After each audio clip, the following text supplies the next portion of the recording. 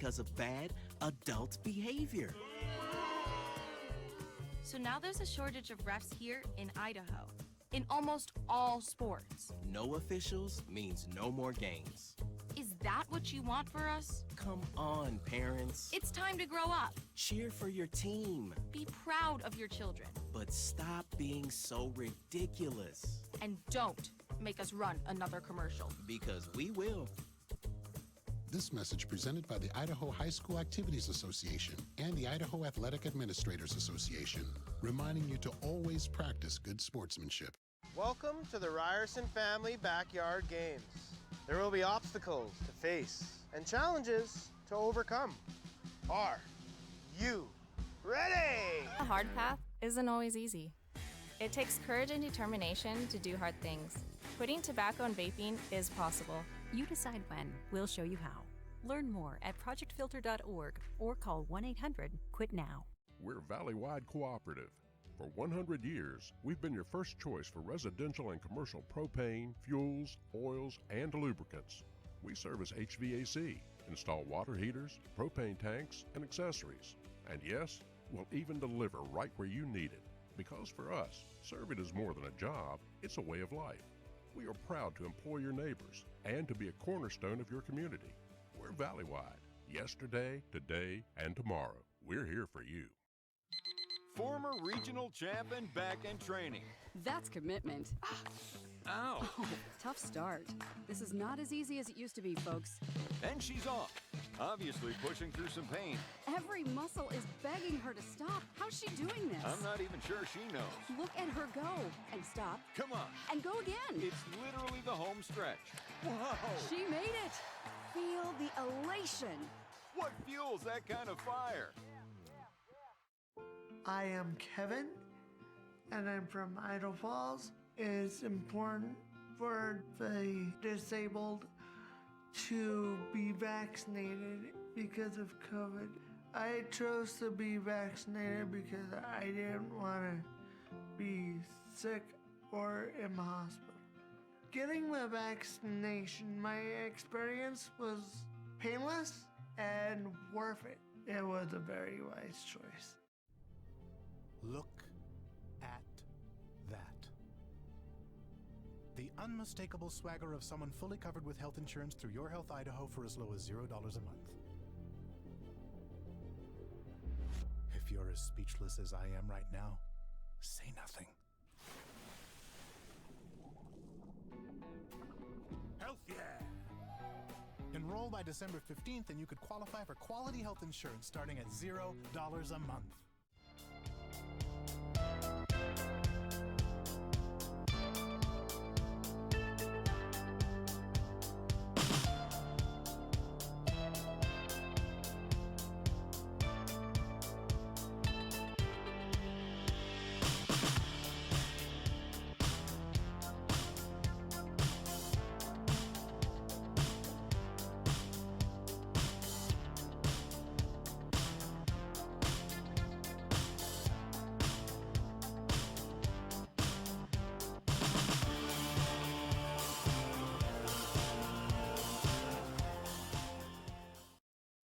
And welcome to tonight's broadcast of Idaho High School football here on IdahoSports.com. The Sandpoint Bulldogs at home visiting Shelley Russets in the 4A quarterfinals here at War Memorial Field in Sandpoint on a chilly November evening. We had snow this morning, as you can kind of see in the background. They got the field plowed. They came out here at about 4 o'clock and had an army of dads and people from the community that came down and helped clear this field, which looks like it's in pretty good shape. I mean, we're going to have decent footing, a decent field position for tonight's ball game, and what is a chilly evening. To say the least, chilly, yeah. Yeah, so I mean, obviously being a cold night, luckily two running teams that are facing one another in tonight's game, and so it should be interesting to see what happens. We're going to actually have to probably take a break here and cut it out real quick for the national anthem. So we'll take a quick 3-minute break. We'll bring it on back for after the national anthem here on IdahoSports.com.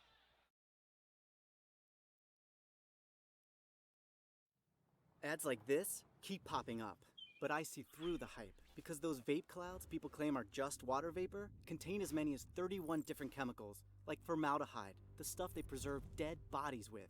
And while the flavors sound all harmless, we still have no idea what these ingredients could be doing to our bodies.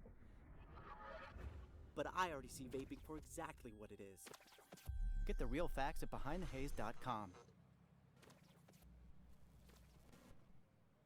We're a valley-wide country store. For 100 years, we've been your #1 choice for food, fuel, farm supplies, and just about everything else you could need to get you through your day. We know you work until the job is done, and so do we. For gas on the go, or a little extra to help you get down the road, you can count on us. We are proud to employ your neighbors and to be a cornerstone of your community. We're valley-wide. Yesterday, today, and tomorrow. We're here for you.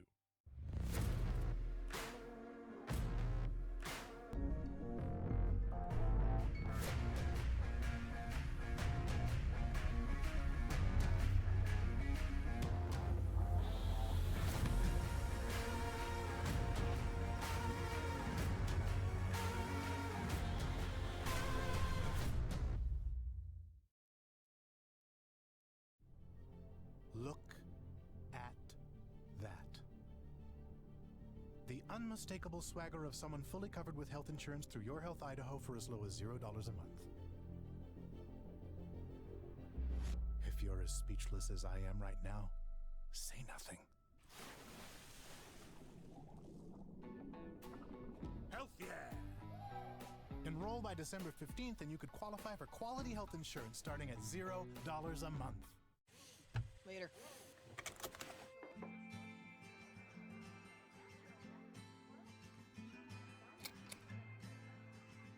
Pizza's here. Girl, thank you.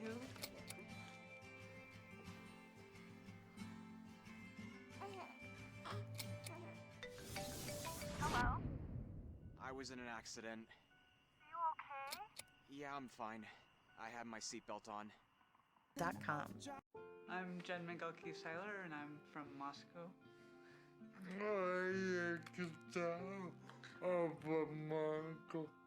I think it's really important to get vaccinated because it's not just about me and my health, it's about the people around me. We have a lot of friends who have disabilities or have different health. It's time to elevate your finances. Introducing Ascend Checking, the new free checking account from P1FCU that pays you dividends. Earn 1.45% APY on balances up to $15,000. Plus, get online and mobile banking and mobile deposit with no minimum balance requirements. Level up your finances with Ascend Checking. To open your account, visit p1fcu.org/ascend. P1FCU, a Pacific Northwest original since 1938. And we're back here at Sandpoint after a great rendition of the national anthem from the Sandpoint High School Choir.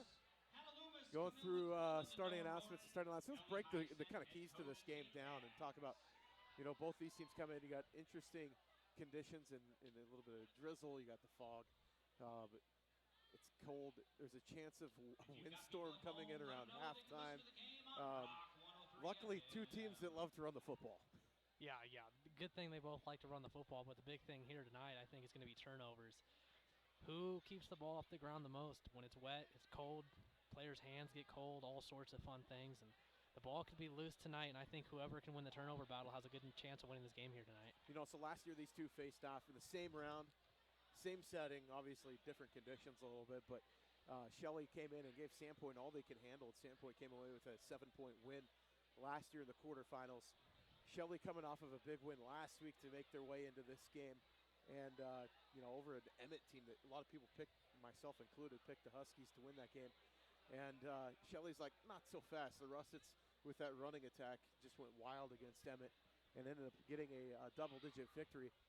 Meanwhile, Sandpoint, we look at last week's game, started fairly close. It was a tied game at 28 apiece with about 4 minutes left in the third quarter. And Sandpoint absolutely went roughshod in the fourth quarter and ended up putting up 63 in that ball game and kind of walking away with them with 35 unanswered points from the Bulldogs. And they really flexed their muscle. Kind of setting tail of the tape for this game. Two teams that love to run the ball. We might see 8 passes the entire game. Yeah, I don't think we'll see many passes tonight, and I think it's going to be who wins the trenches, right? I mean, that's what we talk about in the run game. Who's going to win the trenches?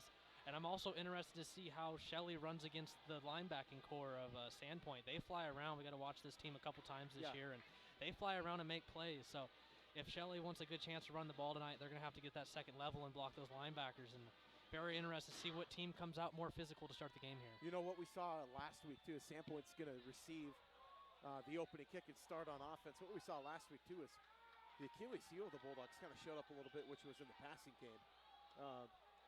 Skyview was able to pass for 409 in that game, in last week's game, and really take advantage of the secondary from the Bulldogs and keep them in the game. But it was the offensive line controlling the line of scrimmage for the Bulldogs. It was the difference in that ball game. Yeah, no doubt, and it's going to come here again. Who's going to control the line of scrimmage? Like you said, I see 8 passes maybe coming. Unless this game gets out of hand for one team, then we might have to see him start throwing the ball a little bit. Yeah. And Parker Pettit, I mean, he's going to be a big X factor in this game. Not with his arm, with his legs. Yeah, right? and I mean, he's been able to run all over the place. So I think if you're Shelley, your first key is, hey, let's slow down Parker Pettit. Yeah, I mean, he had a rushing touchdown last week, went for 97 yards in the game rushing. They had 2 ball carriers. Max Frank went absolutely bananas last week with 165 yards rushing and 5 TDs in the game, along with 63 yards receiving. And then you look at Joseph Hughes, even had 109 yards and a touchdown last week in the win over Skyview. So, Shelley comes in with a potent offense of their own, able to run. And we got this ball teed up, and we're about ready to kick this off get it underway. Kind of a spiraling kick's going to hit about the 10-yard line. Sandpoint's going to fake the reverse on the return, and coming back the other direction are the Bulldogs across the 30. Decent return here to the 35, still on his feet. Dances, breaks a couple tackles, across the 45 to the 46. On the return was Joe Bohannon on the return. Good return there. Good special teams. They got him on the reverse there. Had Shelley looking a little bit, and they couldn't find the ball carrier. Great return, great starting field position. That's the way you want to start if you're the Bulldogs. Yeah, so decent return there, ball at the 45-yard line of the Bulldogs. Great field position to get things underway, and obviously we know about that offensive front for the Bulldogs, led by that left side of that offensive line between Ryland Durrell and Carson Laybourne out there. Parker Pettit in the shotgun tonight. Brewster in the backfield next to him. 4 receivers on the field with him. He's going to pass on first down. He's going to scramble, and he's going to get sacked on the opening play of the game. Nice sack there by number 25 of the Russets. That's Ben Hill on the sack. I love what Shelley did there. They're playing that outside, not making sure Parker Pettit's not going to get the zone read, and they shut down that pass on the outside. And big first sack there brings up a long field here in a game where you're not looking to throw the ball deep in the conditions. Yeah, so it's going to bring up second down at 20. Ball all the way back at their own 35-yard line. They're going to line up in the wing tee here as Pettit's going to be under center. He's going to turn around and he's going to hand it off. Barlow's gets it, and he's across the 40 for a gain of 5 on second down. Going to be 3rd and 15, obvious passing situation. Wonder what they're going to run. Maybe a quick screen, get the ball out quick. Try to make a play here. Just get out to one of your playmakers, and hopefully they can make a play. If you're Shelley, just keep everything in front of you here. Yeah, so trips to the far side of the field. Single receiver is Max Frank on the boundary down here as Pettit's in the pistol this time with Barlow behind him. See if they can test this Russets defense, which is where they hang their hat. They've been a nasty, nasty group for Shelley. We're going to have a timeout on the field this early in the game, so call timeout on 3rd down.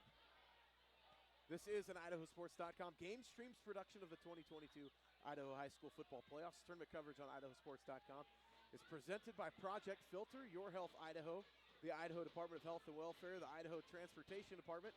Also brought to you by Valley-Wide Cooperative and your local Toyota dealers. So obviously not with Sandpoint wanted on the opening play of the game, lose 10 yards, and end up finding your way to 3rd and 15. No, to put it frank, it's been a disaster first drive. You have to use the timeout here early in the game. You don't want to use those too early. And if you're Shelley, you're sitting in good position. After a great return, too, there by Sandpoint, the field position's kind of diminishing here, 3rd and long. Shelley's just going to play the sticks here, and if you're Sandpoint, I wonder what you're going to run. Do you keep it on the ground, or do you put it in the hand of Parker Pettit and let him throw it here? So we'll see here as you maybe test the Russets secondary here with that pass rush on first down. Looked great. Pettit in the pistol here with Barlow behind him, trips to the left. Same formation as we saw before the timeout. Drops back to pass, plenty of time. He's going to throw across the middle, has a receiver, wide open down the middle of the field. And that is Garcia, Hunter Garcia on the reception, and the gain of 23. Great play there. Great ball from Parker Pettit, delivered right on time over the middle, and the middle was open there on that play. They're running that cover two, which means you can get into between the seam of those two safeties and make a big play, and that's what Sandpoint did there. So first down to 10, now in Shelley territory, just off of one play right there, 23 yards in the first down. Pettit under center, the wing T look here for the Bulldogs. And he's going to hand off inside. That's going to be Wes Benefield on the carry, and he's going to pick up 8 on first down. Good first carry there, and great push there from the Sandpoint Bulldogs offensive line. And that's what this come down to, is that right there. Yeah, I mean, guess who they're running behind right there? The left tackle, Carson Labor, and the left guard, Wyland Harrell. They're going to shift back into the wing T here. I think we'll see a lot of this formation tonight as Vandenberg's on the tight end on the right. Max Frank in the backfield. Joseph Hughes at running back with him. Turnaround handoff. Hughes goes straight ahead. He's got the first down and then some. Nice carry there for the first down, a pickup of 6. And for those of you who haven't watched Sandpoint, they like to shift a lot. They'll go from a spread back into that wing T, and it's really confusing for a defense because you're lined up in spread, and all of a sudden you have to line up in another formation. It's going to be interesting to see because we've seen each team handle it differently. Interesting to see what Shelley does tonight. So 4 players for Sandpoint have already touched the ball. The handoff's going to come to Max Frank on the sweep. Coming to the near side, he gets across the 20, 15, still bouncing around. He's still on his feet, spins inside the 10, down to the 5-yard line. Picks up a nice gain, picks up 17 yards on the carry.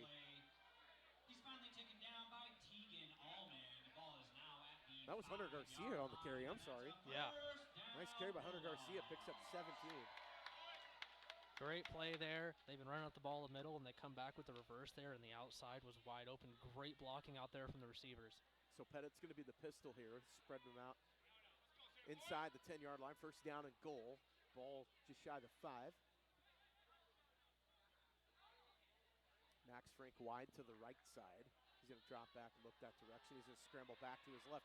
He's got a man in the end zone, just floats it out of bounds, incomplete, intended for Connor Hinberg. Good coverage there from Shelley. Tried to put the ball in a very tight window there to the outside and goes out of bounds. This is where you want to make your stops here in this game, is you want to stop them in the red zone. If you're going to bend, just don't break. That's what I like to say on defense. Yeah. Temperature is definitely dropping here, but we haven't seen the snow start to fall yet. That's the key word. So 8:33 left here in the first quarter. Frank in motion, handoff straight ahead, Wes Benefield. He gets towards the goal line, down to the 1, pick up a 4. Pick up third down and goal. Big third down here. I do think it's 4 down territory, though, this close down the goal line. So if you're Shelley, 2 more stops here. If you're Sandpoint, you want to punch it in right here. You never want to play for 4th down. Yeah, touchdowns are definitely going to be a premium tonight in this ballgame. Pettit under center. He's going to turn around. He's going to hand it off. Benefield goes straight ahead into the end zone. First points of the ballgame. Touchdown, Sandpoint, just like that. Goes down the field, and Wes Benefield gets the 1-yard touchdown carry. Great first drive there from Sandpoint. Got backed up early, made up for it on the pass, and then they ran their offense the way they want to, keeping it in front of the sticks and running the football. And big first touchdown there for the Bulldogs. Yeah, it's a nice little drive there. And first thing I've seen from the Bulldogs this season is kind of going the swinging gate look on the PAT. They're going to go ahead and kick this one away. Snap back, kick is up, and he drives it home. So 7-0 lead for the Bulldogs over the Russets. Early on here on IdahoSports.com, I want to thank one of our sponsors from Shelley, River Valley Dental, Dr. Hansen. Now, River Valley Dental and Shelley has been serving patients for over 25 years. Dr. Hansen and Russet alum, Dr. Tanner Higgum, are eager to serve you. The highly trained team at River Valley Dental works together to provide you with courteous and professional dental care in the most comfortable environment possible. They offer personalized treatments that will help you make an informed decision about your oral health. Dr. Hansen and Dr. Higgum at River Valley Dental are proud to support Shelley in the playoffs this year. Who loves those Bulldogs? So Bulldogs go down the field, 55 yards. find the end zone. I mean, 55 plus minus 10. I mean, you could technically say, yeah, it was 65, but I'm a loss of 10 on first down. But able to get down the field and punch it in for a touchdown, take the early 7-0 lead. Yeah, huge first drive there, and now we get a chance to see this Shelley offense that had a very high-powered game last week on the ground, and that's what it's going to be again tonight. So very interested to see the Shelley. It'll be the first time I get to watch their offense live this year. Yeah, you know, we talk about their offense, but man, it was their defense last week pitching a shutout against Emmett in the first half. It was just unbelievable that they were able to do that against that quality of an offense. It's kind of a short kick here. It's going to be hitting at the 20 and kind of bounces around, still on the field, and finally picked up and recovered. That was number 29, Logan Smith back there that finally got his hands on the ball. Couldn't deadly little. Yeah, it was almost swing of events there. Yeah, it was almost disastrous. They couldn't get the ball. They didn't field it cleanly, and then the ball was just rolling around, and Sandpoint got down there pretty quickly. Yeah. Luckily for Shelley, they get the ball, and not great field position, but at least they have the ball. Interesting what they do. Yep, so ball's going to be spotted at the 14-yard line. First down and 10 for the Russets. Nelson, the quarterback, under center. He's going to hand it off over the right side. And nothing doing on the carry on first down. And that was Caden Kigman for no gain. Yeah, Sandpoint's just loading the box. They're saying you can beat us with a pass, but we're not going to let you run. And they only got one safety there. Everyone else is real up close to the line of scrimmage for the Bulldogs. So bring up second down and 10 as Shelley breaks the huddle coming up to the line of scrimmage. Two backs in the backfield. Man in motion, a little wing tee set here for the Russets. They're going to hand off up inside and pick up about 3 on second down. No whistle yet still. Good push by the Bulldog front. Still don't have a number on that carry. That was number 1, Riker Klinger on the carry. If I'm the Russets here, I see how the Bulldogs are playing, and they're playing real uptight. I mean, there's no one beyond 10 yards.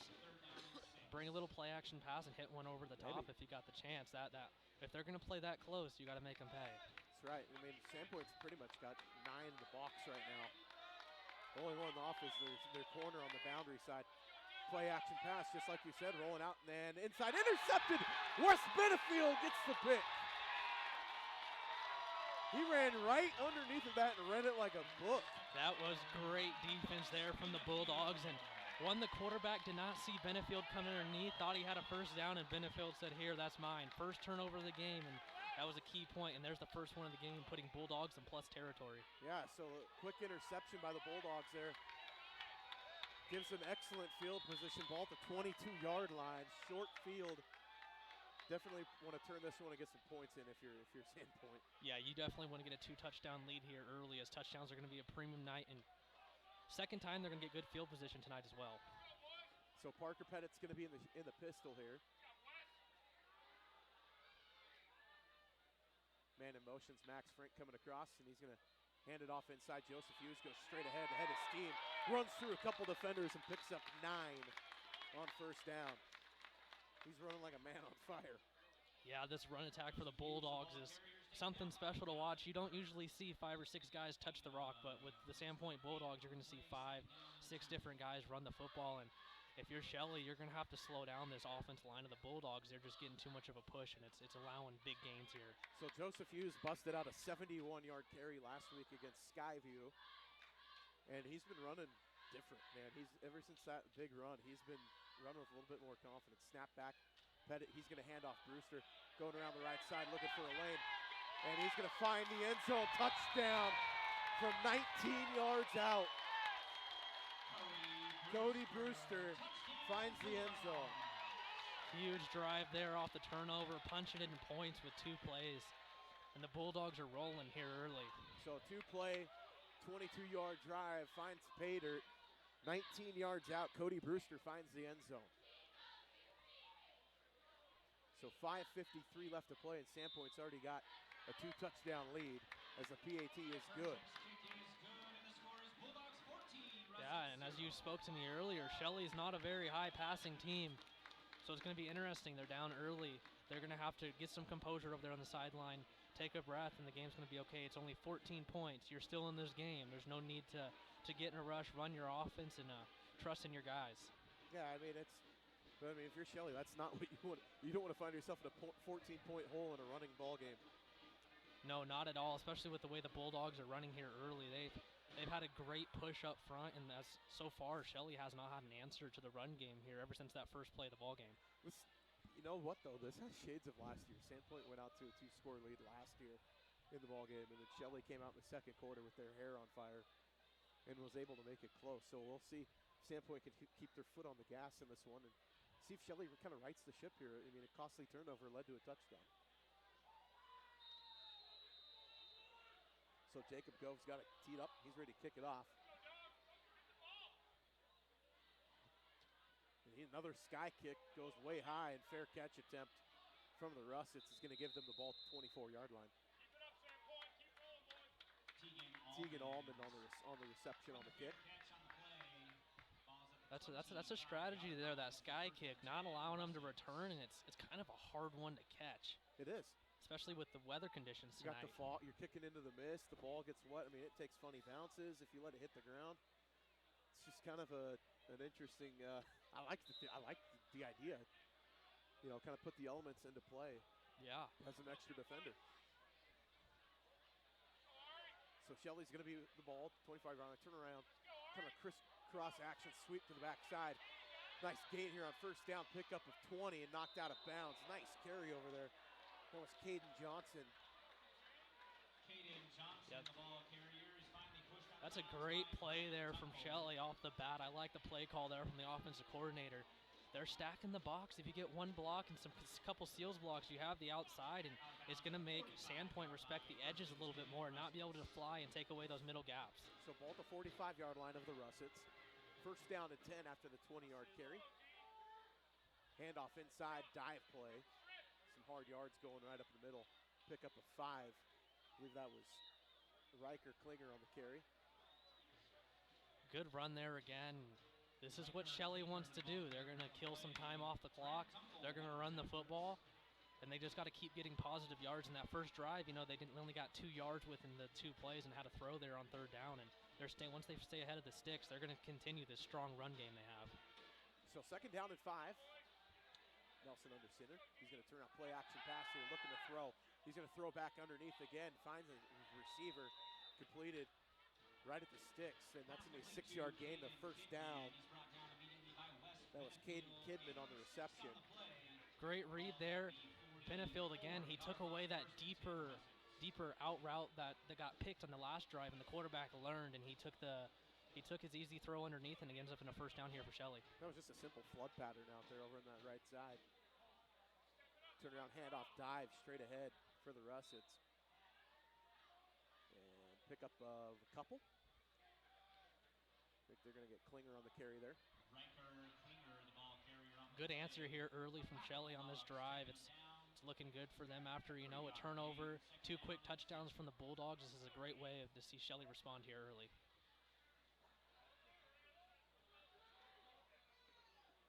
So Nelson under center, turn around. He's going to hand off, going straight ahead.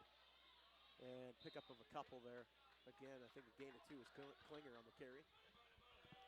Sorry, that was number 4 on the carry. So it's Caden Johnson. Good run there. Brings up third and manageable. And right here, you're in 2-down territory. So if you're the Shelley, you're not forced to pass here. You can keep with your run game and run your offense. So third down and 4.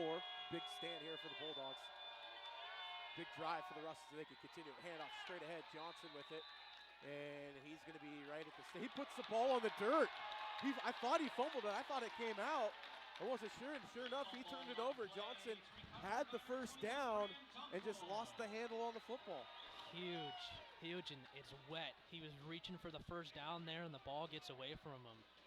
And that's the second turnover here against Shelley, and that's just not something you can do here early against a Sandpoint offense that in the last 4 weeks has really been rolling. And if you're Shelley's defense, this is a must-stop here early in the game. Yeah, you got to get a turnover here. I think if you're the Russets, got to get something, a 3-and-out, anything to get the ball back and back out of the hands of this Bulldog offense as they're rolling. Pettit's going to turn around, hand it off. Brewster goes over the left side, kind of dances, makes a couple men miss, and picks up 4. Good first carry there for the Bulldogs and keep them ahead of the sticks and keep them with what they want to do tonight, and that is just run the football. Yep, second and mid now. Look at second at 6. Wouldn't be surprised here to see maybe a play-action pass here with Parker Pettit and get him to the outside. He can run and throw, and Shelley's starting to come down farther in the box. Dallin Hurd was on the tackle there on that last play. The safety. Pettit under center. He's going to turn around. Finally, Max Frank touches the ball coming over to the near side. And he is met. I mean, they had to have a spy on him, too. They had 3 guys headed straight to him as soon as he touched the football. No gain on the play. Another great play, and we're seeing Shelley's defense here early saying, you can run up the middle, we're not letting you get to the outside. That's the second time they've made a great play defending the outside, not letting Sandpoint get out there. So third down at 6. Big spot here for this Russet defense, if they can get a stop. Trips to the far side of the field.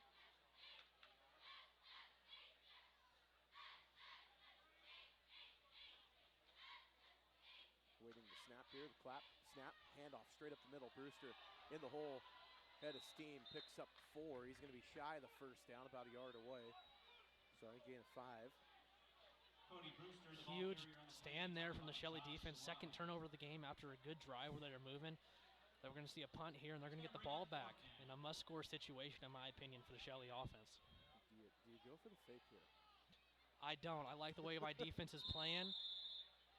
I don't know, because I think they might like the fake here, or they might like the offensive play. Timeout on the field. Well, thank another one of our sponsors, Adrenaline Performance, since 2008. Adrenaline Performance in Shelley has been the place to go for all your automotive needs. We offer a full-service mechanic shop with the best customer service you can find. Everyone at Adrenaline Performance wishes the Russets good luck in today's game. Also want to thank Matthews Plumbing. It's been in business since 1947. Matthews Plumbing, they can give service to new or existing homes. Matthews Plumbing has been serving the Shelley community for over 70 years. Matthews Plumbing wants to wish the Russets good luck in tonight's ball game. This is a statewide broadcast on IdahoSports.com, GameStreams production of the 4A state playoffs. It's a quarterfinal game. The Sandpoint Bulldogs hosting Shelley here from War Memorial Field, and on a cold Friday night. Very cold night. And back to your point, they bring the offense. I mean, they call their second time out, and they bring the offense, and they said, hey, we're going for it here. So kind of like what they're doing here is they feel like they're confident on the 4th and 1. They run the ball here. As Pettit's going to turn around, hand it off. West Benefield goes straight ahead. Huge push from the offensive front. 3 yards and a first down from West Benefield. And I mean, why not? I like the gutsy call here from the Bulldogs.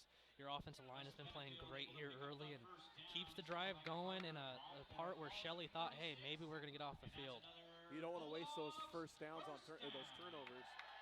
You know, points off turnovers are backbreakers, and that's what they're looking to do right here. First down at 10, ball at the 46-yard line. Max Frank in motion. Fakes the pass. Pettit's going to keep it straight up in the middle. Quarterback draw still on his feet. Picks up 11 yards and a first down. They're going to get him 12 on the carry from Parker Pettit. First time we see Pettit use his legs tonight, and that's something that's been huge for this Bulldogs team all year. But great eye candy there, putting Max Franks out in the flat. Got the whole Shelley defense looking at him, and Pettit goes right up the middle for 11. So big carry there from Parker Pettit, the quarterback. Quarterback draw goes up the middle, gets him into Shelley territory.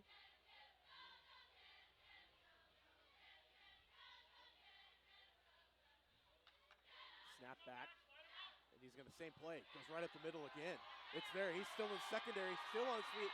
Just an elusive runner across the 20 and down to the 14-yard line goes Parker Pettit. And there he goes, and that's what I brought up in the beginning of the game is if you're Shelley, you want to slow down Parker Pettit, because if you can't slow down him, then the rest of this offense really gets going. Those running backs will get more lanes. Gain of 30 on first down. And the Bulldogs are back in the red zone.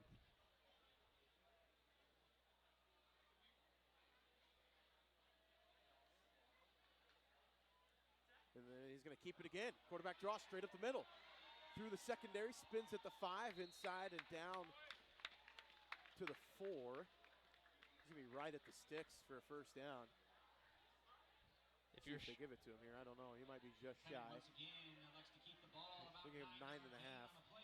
If you're Shelley here, you have to come up with a stop. You got to dig deep right here. in this playoff game, you can't let the Bulldogs go up 21 when you're a heavy running offense. So final, Mountain View beats Highland 30-24. That's in the 5As. Handoff straight ahead. Max Frank goes back inside on the wraparound.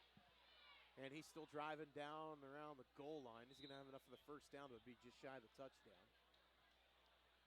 Wouldn't be surprised here to see a quarterback sneak right up the middle, get under that in that wing T formation, just let Parker Pettit go right behind his big guys in there. So tap and go and see if we get the momentum moving forward. And that's going to be this. Bring us to the end of the first quarter play. Sandpoint leads 14-0. We're going to flip ends of the field, take a quick commercial break. We'll be right back here on IdahoSports.com. Dairy Depot Conoco Gas Station has been a Sandpoint staple for several generations. Bulldog owned and operated, the Dairy Depot offers gas, beer, soda, chips, candy, and a variety of fast food. Try one of their famous hamburgers before the big game. The Dairy Depot is proud to support the Sandpoint Bulldogs. Good luck at state. Toyota trains certified technicians. Is that important? Well, you wouldn't hire just anyone to help you move, would you? Not again. Toyota Service Centers. Keep your Toyota a Toyota. And we're back here at the end of the first quarter of play. Sandpoint leads 14-0. Ball at their own. They're at the Shelley 1-yard line, ready to go in here. And what we're seeing, I mean, it's just a Sandpoint running attack that's just been going bonkers. Yeah, it's been going bonkers, but we can also, give credit to that Sandpoint defense. Came up with 2 turnovers here early in this game, and one was all the way down inside their 20. And so this could be 14 points off turnovers here if they punch it into the end zone here on this drive. And those are huge backbreakers for a team and a defense as well. Shelley's defense has been on the field a lot tonight. I mean, you can't have 2 turnovers in the first quarter of play. What could be leading to another touchdown off of a turnover. So first down and goal for the 1-yard line. Pettit under center. Joseph Hughes back behind him. He's going to turn around and hand it off to Hughes, who kind of pinballs around. Ball might be on the dirt. I don't know what happened there. Ball was on the ground. They're gonna call him down here, but I thought the ball came out because he wasn't really fighting for the end zone. But he was not. So they're going to say no gain on the play. So second down and goal from the 1. Pettit might just sneak it here, and he does. He just goes right up behind the rear end of Wyland Durrell and walks into the end zone for the touchdown. They didn't run it the first play like I thought they would, but they ran it the second. Ends up in a touchdown here for the Bulldogs, and a huge lead here early for the Bulldogs. Yeah, so 20-0, waiting the point after attempt, as Pertek's going to attempt this one. Snap back, kick is up, and drives it right down Main Street. 21-0, Sandpoint with the lead over Shelley in the quarterfinal round of the Idaho State 4A playoffs here at the start of the second quarter of play. Want to thank another one of our sponsors, Brewlims and Shelley, proud to support Shelley boys at state this year and wishes them good luck. Go Russets from everyone at Brewlims and Shelley. Another sponsor, Idaho Housing. If you're an Idaho homeowner, now, falling behind on your mortgage because of the COVID-19 pandemic, help is available. The Idaho Homeowner Assistance Fund can help you get back on track. Check your eligibility and apply today at IdahoHousing.com/HAF. That's IdahoHousing.com/HAF, or give them a call, 888-991-2166. So the drive, obviously, Sandpoint gets the fumble recovery. They go down 60 yards to get a touchdown, and their foot has not let off the gas in this one. No, you can't draw up a more perfect start here early for the Bulldogs. So Gove is going to kick it again. Expect to probably see that short, high kick again. He puts his foot into it. It goes right over the head. And Klinger muffs the reception, and he's got it down at the 2, and he's going to have to run it back deep from their own territory. He's across the 15 and gets knocked out of bounds into the snowbank at the 19-yard line. I'll tell you what, an X factor this game so far has been Sandpoint's kickoff team. Seriously. No, there has not been good field position all night here for Shelley. as our good friend Tim Anderson would say. Special teams are special. Russets first and 10 from their own 19-yard line. This is a huge drive here for Shelley. Yeah, so first down at 10, ball at their own 19-yard line to start this drive. Nelson under center. And he's going to turn around and hand it off inside. Nothing doing, no gain.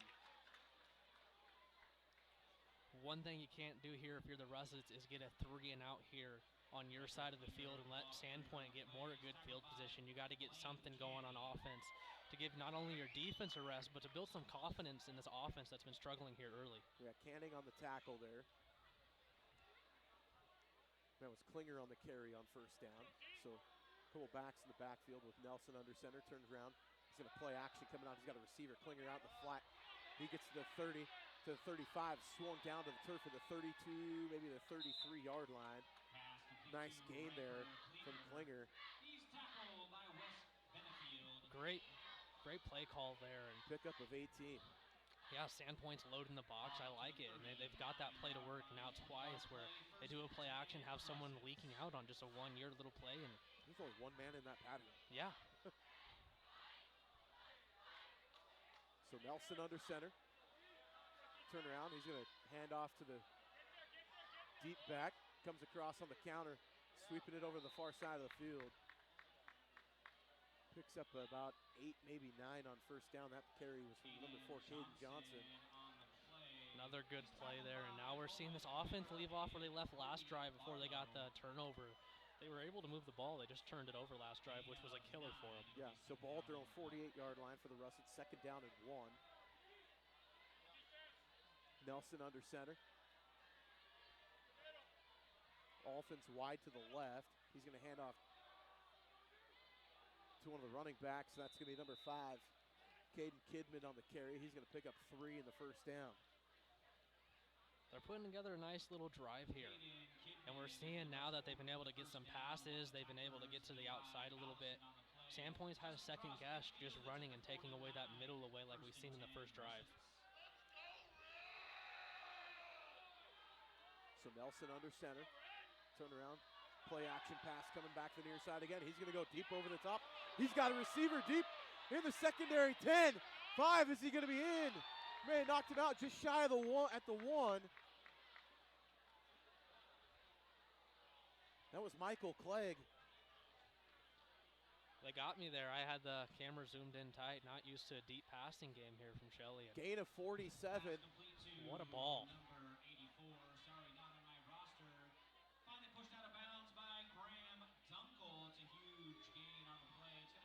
So 47 yards on the play, gets him down to the 1-yard line. And Shelley is back in business, guys. They are the 1-yard line trying to punch it in here. This will be a huge play. Shelley has passed more than Sandpoint. You look at Parker Pettit. Nelson, turn around, handoff inside. Klinger leaning in. Is he in? No signal yet.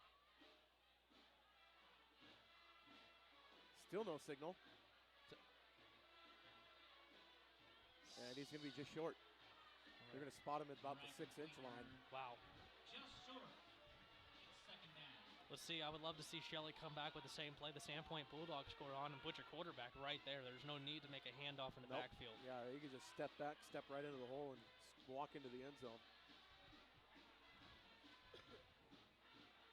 So Nelson under center. We'll see if we get the keeper here. And ball goes on the dirt. He picks it up off the ground, but leans in. Did he get enough of a push to get in? We'll see the signal. And touchdown, Russets. There it is. Nelson from a yard out. Huge drive there from Shelley. Way to respond. And a great play call from their offensive coordinator. Took that deep shot there, took a chance, ends up completing it, gets him down to the 1, and this is a ball game again. Yeah, so 81 yards for the score. I mean, they take off not a real terribly long drive. Just 3.5 minutes is all that took to find the end zone. And obviously a big chunk of that on the 47-yard pass play to Clegg. Kick is up, and it is good. That is going to be a cold retrieve right there. Oh. This landed on the beach. Yeah, I played here a couple times, lost a couple footballs down there to the beach. They're gone. I'm assuming it's Clegg because that's the closest number that we've got. Otherwise, 84 is not on the roster. So if it's not, I apologize to whoever mom and dad sitting at home. That's my kid. Kid's not on the roster. Made a great play, though. Yeah, it was a great catch getting it on down to the 1. Interested to see how Shelley's defense responds. We've seen a Sandpoint offense been very potent in the run attack. And for Shelley, you really got to slow them down to get back in this game, being down 2 scores. A huge stop here would help the Shelley defense and offense a lot here if they get a stop. So we'll see Shelley kick off for the second time tonight. They had the kick on the opening kickoff as the fog is rolling in off the lake. We do have a snowfall coming down, but it's not sticking. Yet. We still haven't seen the wind yet either. We're going to see it all tonight, folks. Welcome to North Idaho. Wait 10 minutes and the weather will change. Kick is up and driving towards the end. See if they pick up the turn, and they do. Trying to get a block over to the left side is Bohannik, and he's going to be tackled at the 16-yard line. So not very good field position for the Bulldogs. Certainly not what they've had tonight. Nope. So it'll be the longest drive of the night for Sandpoint. Yeah, great kickoff play there from the Shelley. That was great. Great coverage down the field. There was no lanes for him to run, and starts off Sandpoint in their worst field position of the game.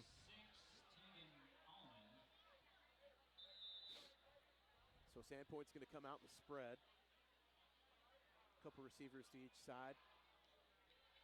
Single back is Barlow in the backfield. Or not Barlow, sorry. Brewster. Brewster gets the handoff. He's through a couple tackles.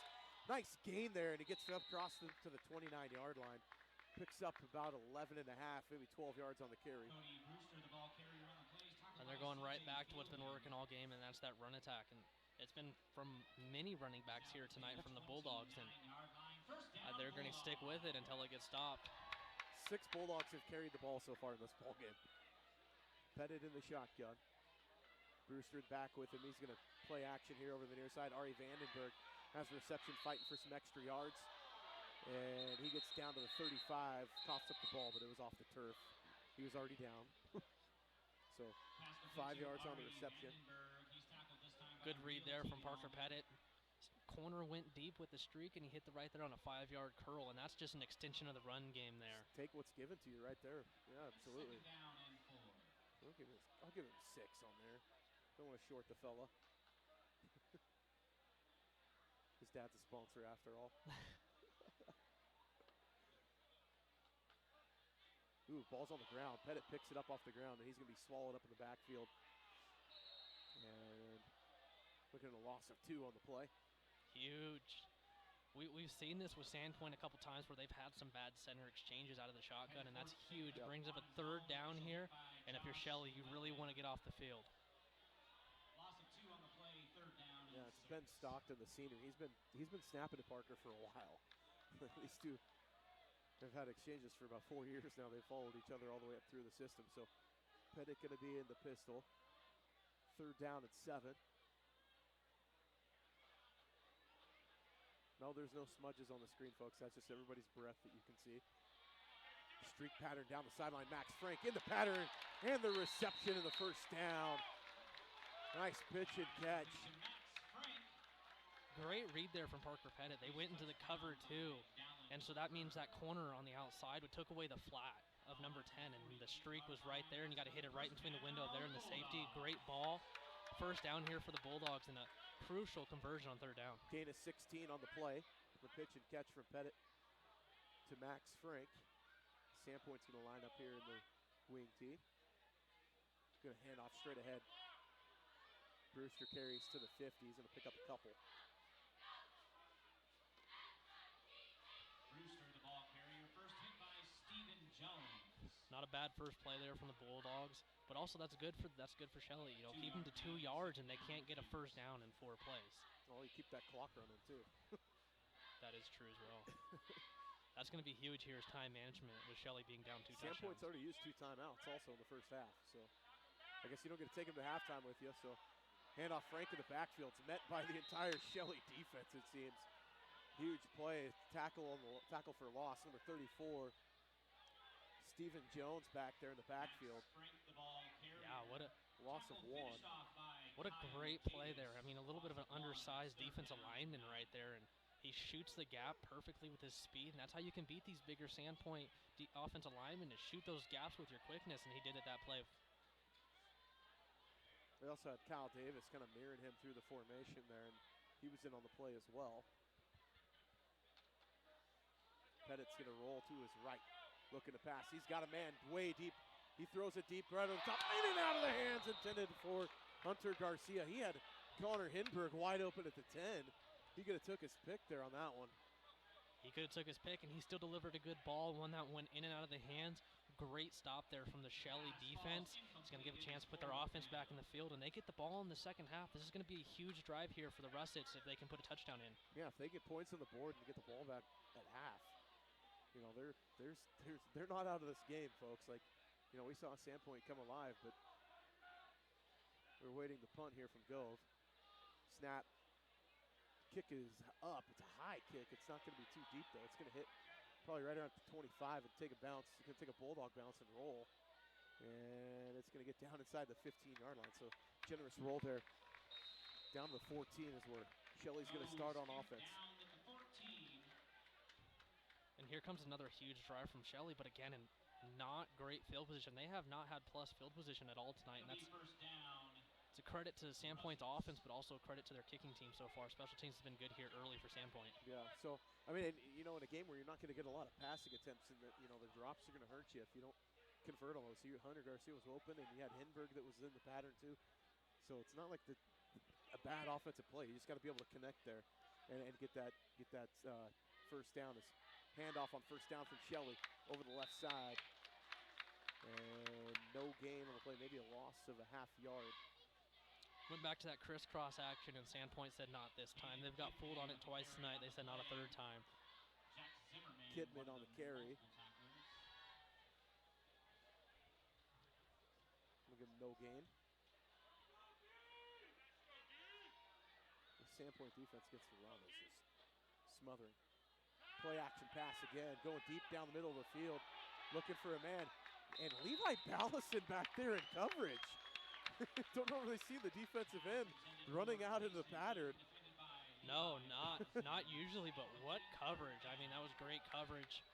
Quarterback put the ball where only his guy could get it, but great coverage there from a defensive end. Like a defensive end hybrid outside backer position. And man, he ran with him like it was no-fly zone back there. No, it was great defense there, and brings up 3rd and long. It's where Shelley does not want to be. An obvious passing down here on 3rd down, a huge 3rd down for both teams. So 3rd down to 10 for the Russets. Under center is Nelson, turning around play action. Maybe a screen here, trying to set it up, and he's going to find his receiver up underneath, and just a gain of 5. It's going to bring it short. Picks up 5 yards was Riker Klinger. Went with the screen pass there, hoping to get the Sandpoint defense screaming upfield, but they didn't. That was a great read there from 88, the defensive end there from the Bulldogs, and he read it perfectly and made up a stop. Yeah, Blaine Canning on the tackle there. Also in on that was Jack Zimmerman. It's 4th down at their own 20. The name you'll hear us call in the ball field, passing a lot. He's strong safety. Very active on the defensive side of the ball. Snap, waiting to punt. And decent punt here for the Russets. It's going to clear midfield and take a bit of a bounce and be down at the 47-yard line. So Sandpoint's going to get good field position here with 4:03 left here in the second quarter of play. I think another one of our sponsors, Fall River Propane, extends congratulations to the Russets for advancing the quarterfinal round of the 4A state playoffs. Fall River Propane is East Idaho's fastest growing propane company, now serving customers in Shelley area with the highest quality, hottest burning propane for homes and businesses. Competitive prices, exceptional service, and trademarks of Fall River Propane. Visit fallriverpropane.com. Make the switch to propane company that supports the Russets. Thank our sponsors here on IdahoSports.com. Pettit's going to be under center. Turnaround handoff. Max Frank on the sweep. Cuts it back inside. Dances up in the hole. He's going to pick up about 5 on first down. And that's what Sandpoint wants to do here tonight. They're not always looking for the big plays. They want to methodically run this ball and run the clock down, as that's what we've seen early from them, and they're going to continue with this potent run attack. You think Shelley would have watched film from last week as Max Frank went off for over 200 yards of total offense, and so far in this one, he's just been limited to 1 catch and 3 carries for 8 yards. Handoff, Joseph Hughes goes straight ahead, shot out of the cannon into the secondary. He's across the 30, down to the 26-yard line.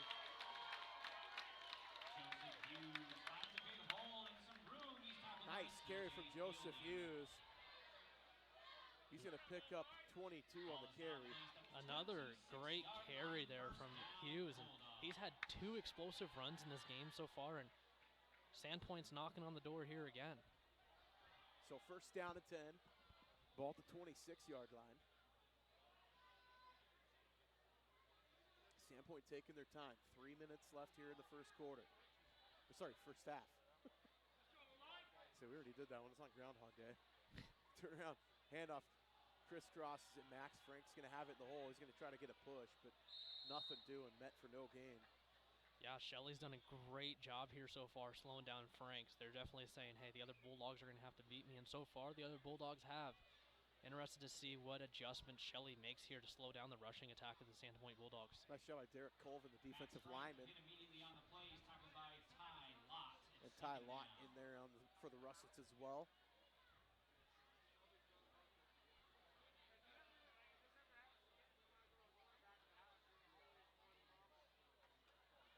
Snap and play action pass.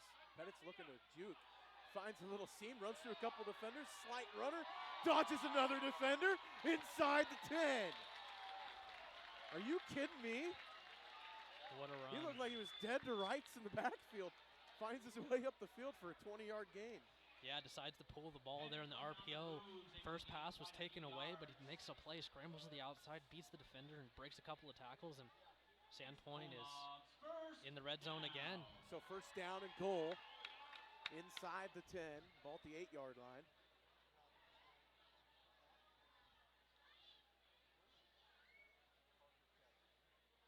Frank in motion, handoff to Hughes inside. He's in, touchdown Bulldogs, just like that from 8 yards out.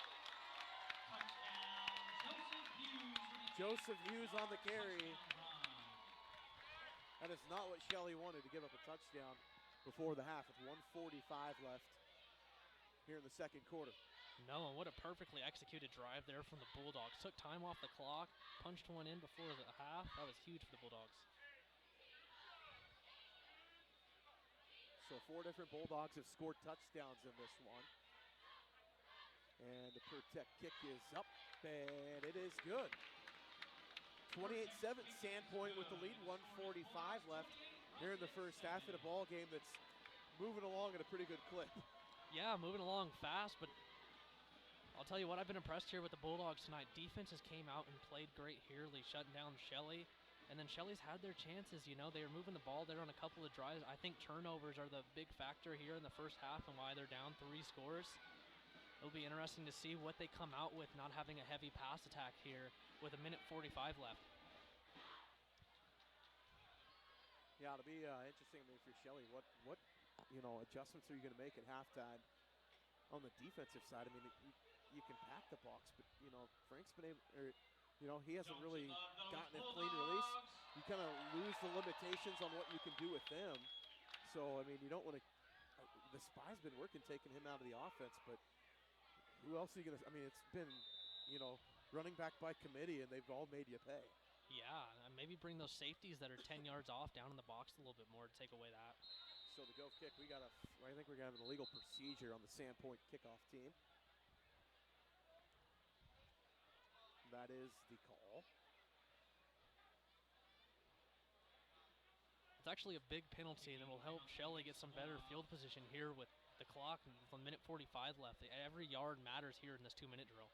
Especially on a decent kick like that, too. Scove put his foot into it, got a nice kickoff.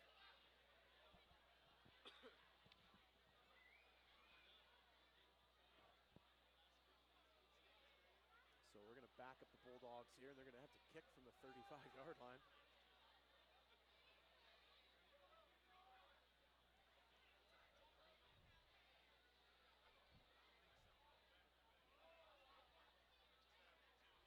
28-7, 1:45 left to play here in the first half.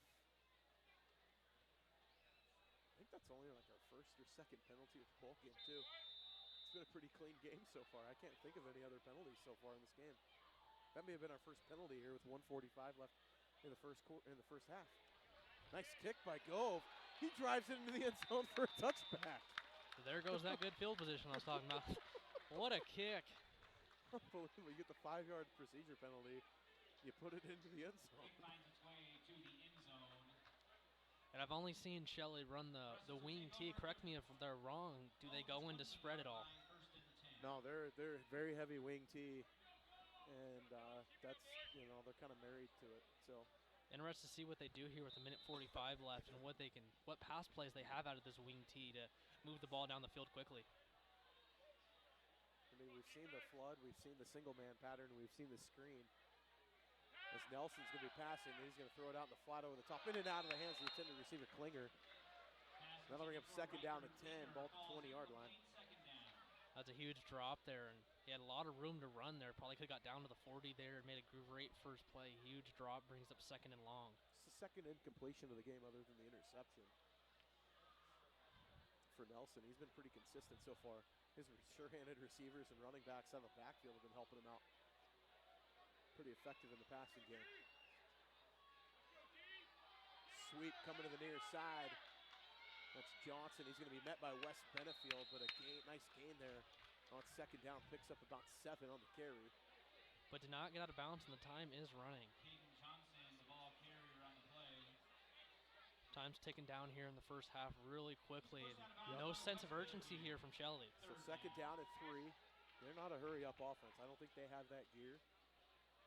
Well, I wouldn't either. I have third down here. No need to try to give Sandpoint the top ball with any time left here. So 1:06 left to play in the first half. Toss to the far side. Klinger, and he's met in the backfield and dropped for a loss of 4. And Sandpoint's going to call a timeout. They want to score here before the half again. Kobe Barlow and Captain Chaos, Levi Ballison in there on the tackle for loss. And a timeout on the field. Loss of yards on the play. Sandpoint took the timeout, their last timeout. Great play there. Took away that toss play right away, brought him down for a loss. And this is huge. They take a timeout. There's 52 seconds left. Now Sandpoint does have 0 timeouts left as they took 2 early in this half. But this is still huge if they can even come away with a field goal on this drive and extend this game farther than what they have. You know, if they get another score here, anything, I mean, field position battle, obviously they're going to have to do something on the return. But, I mean, gosh, you're looking, it's already a 3-possession game. Yeah. It's, I don't want to say putting things out of reach, but with a run-heavy offense, you've dug yourself in a really big hole. Yeah, not only that, we talk about Parker Pettit's legs. He hasn't shown his arm much, and I'll tell you what, he's one of the best passers in my opinion in the state of Idaho. Absolutely. Oh, yeah, his mechanics are unbelievable. Not a good kick on the punt. This is a really short punt, dangerous. And it's going to take a backward bounce back toward the Sandpoint end zone. And Sandpoint's getting the ball at the 25-yard line. Sorry, 35-yard line. And they're in striking distance. That is a 10-yard punt. You have the whole field to play here. If you're Shelley, protect the sideline. Don't let them get out of bounds here. Keep it in the field of play so that time keeps running. So 44 seconds. And Sandpoint does run the no huddle really, really well. I mean, we've seen it in years past. Last year, notably. Wouldn't be surprised to see a shot here to Max Franks on the first play on the outside there, one-on-one. So Pettit in the pistol. He's going to drop back, looking to pass here on first down. He's got a man. He's scrambling over to the right side. He's going to tuck it and run. And he gets across the 30 and knocked down for a gain of 5 on the scramble. Yeah, great play there from Shelley. Kept him in bounds, times running. Way to take away the pass game there and force him to run. He had a man open on the backside of that pattern. I just don't think he got through his progressions in time to get there. Pettit's going to roll to his left this time. He's looking, nice block in the backfield.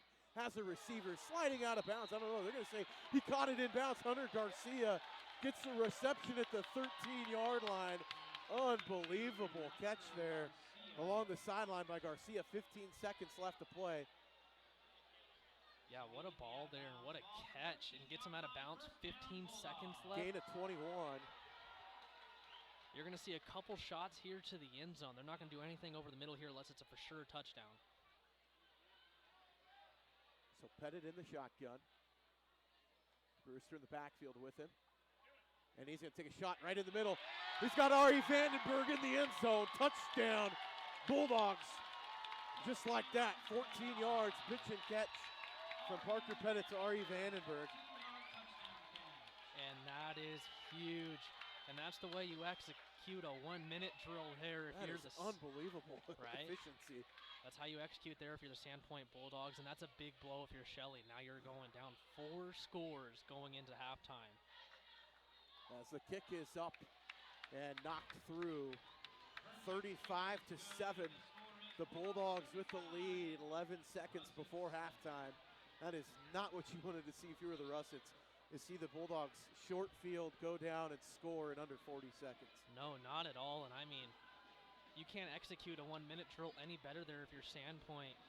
And like I said, they're not going to go across the middle unless he has a for sure touchdown, and the dude was wide open across the middle, led to a touchdown. Great ball from Parker Pettit, and it's a 4-score game here for Shelley, and it's going to be tough for them to come back. Yeah, I mean, Ari Vandenberg just ran the skinny post there, and he was posted up like he does in the paint in basketball, wide open right across the middle. Yeah. And Sandpoint's going to kick it off here to Shelley. I think they're just going to probably keep it on the ground and get that clock moving with 11 seconds. Probably see a low-line driver right here. yeah, haven't seen much returning from Shelley either, so probably will leave it on the ground here as the Sandpoint's kickoff unit has been great tonight and filling lanes, not allowing running lanes for the Shelley returners. Yeah. So Gove's going to kick off. He's done a great job. I mean, kind of the unsung hero in this ball game for a Sandpoint. He's just nice short rolling kick and picked up by Shelley. He's got a lane. Nice return here. Going to get across the 35 down to the 37-yard line. Kidman on the return. And 4 seconds to play here in the first half. I wouldn't be surprised just see a knee here and have Shelley just take it into halftime and try to make some adjustments.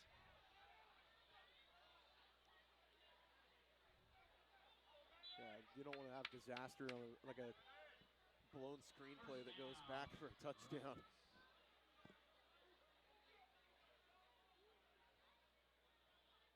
So Nelson's just going to take the snap and take a knee, and that's going to take us to halftime. Your halftime score, Barlow Stadium, War Memorial Field here at Sandpoint. Sandpoint leads 35-7 over the Russets. We're going to take a 4-minute break, get some stats for you. And we'll be back here with some scores from around the state of Idaho as well here on IdahoSports.com.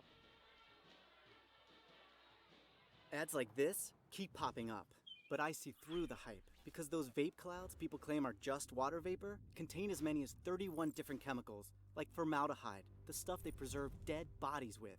And while the flavors sound all harmless, we still have no idea what these ingredients could be doing to our bodies. But I already see vaping for exactly what it is.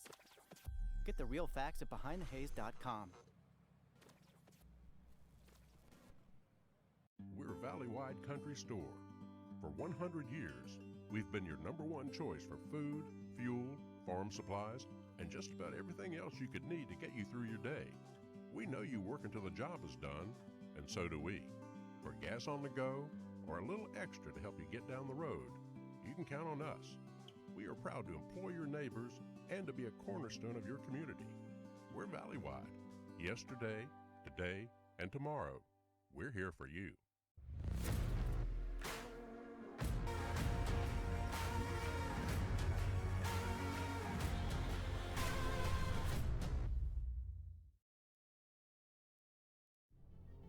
Look at that. The unmistakable swagger of someone fully covered with health insurance through Your Health Idaho for as low as $0 a month. If you're as speechless as I am right now, say nothing. Health yeah! Enroll by December 15th and you could qualify for quality health insurance starting at $0 a month. Later.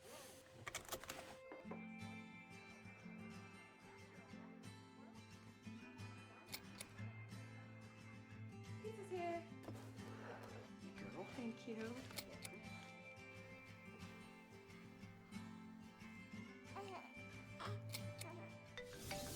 Hello? I was in an accident. You okay? Yeah, I'm fine. I had my seatbelt on. I'm Jen Mingalki-Seiler, and I'm from Moscow.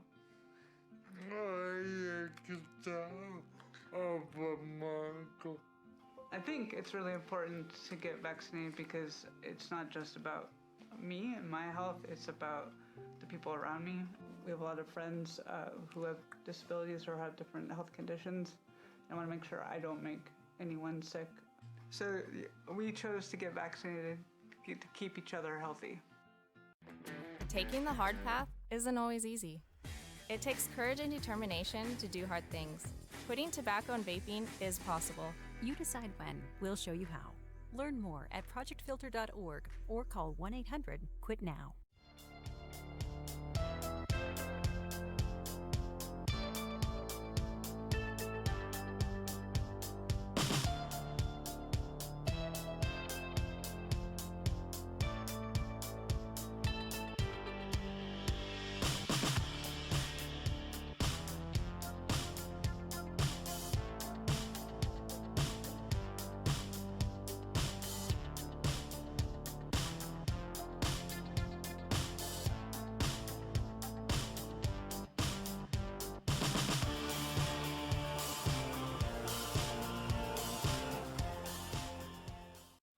And we're back here at halftime at Sandpoint.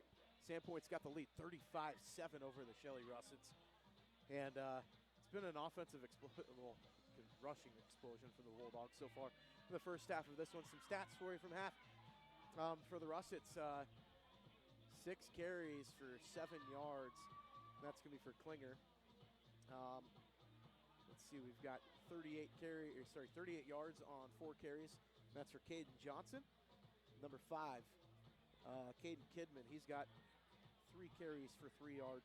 And then Nelson has 1 carry, 1 yard, and a touchdown. That was a 1-yard touchdown run. The only touchdown of the game so far for Shelley. Passing, though, Nelson, he's got 4 completions, 8 attempts for 76 yards and an interception. And that's your offensive output for the Shelley in the first half of play. For Sandpoint, a little bit different story. Rushing, Parker Pettit on 8 carries, 65 yards and a touchdown. Cody Brewster in the first half, 47 yards, 6 carries and a touchdown. Wes Benefield, 28 yards on 4 carries and a touchdown. Joseph Hughes, 5 carries, 45 yards and a touchdown.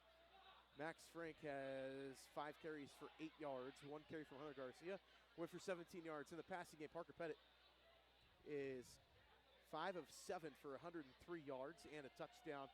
The 14-yard touchdown catch was from Ari Vandenberg there at the end of the second quarter of play.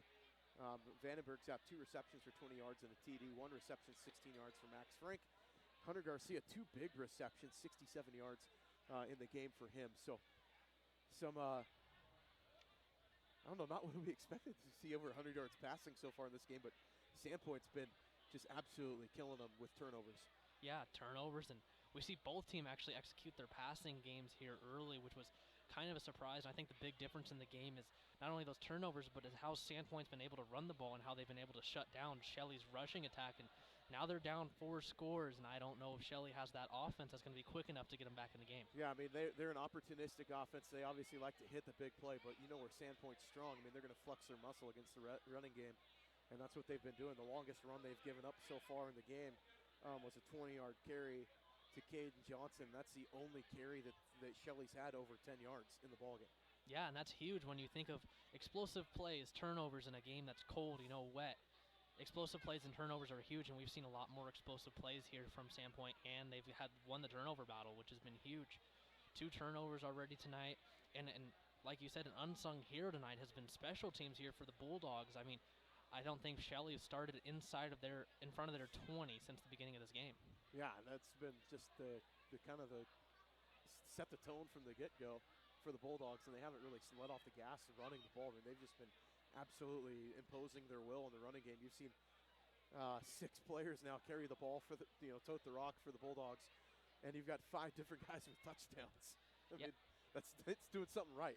Yeah, and one thing I've been really impressed here with the Bulldogs is Shelley's had their chances to get him off the field on third down. There was a 3rd and 15 there at the first drive of the game, and they executed a pass across the middle. There's been a couple of third downs. A huge 4th down conversion was 14-7. Thought Shelley was going to get the ball back, call a timeout, and they go for it. So in big plays so far, Sandpoint has been winning, and they've honestly been winning in all aspects of the game here tonight so far. Yeah, I mean, you're playing, if it snowed during the day and it's been, plowed off to the side of the field, and, you're playing in the fog. It's cool. I mean, it's cold out, let's be honest. There's no snow right now, luckily. Knock on wood. As I say that, there's a little bit of flakes coming out of the lights now. But, it's going to be, it could get nasty here in the second half, too. So what we don't know is what the weather could turn into here in the second half. And Sandpoint building a lead like this, I mean, that doesn't really help anybody much if the weather does get nasty, like the National Weather Service was calling for, the windstorm warning of winds approaching 40 to 50 miles an hour. We'll see if that actually does hit up here. We don't know. I know in Coeur d'Alene it's been nasty, but yeah, it's an interesting game so far in this one, and something that Sandpoint's really been able to sink their teeth and kind of take over.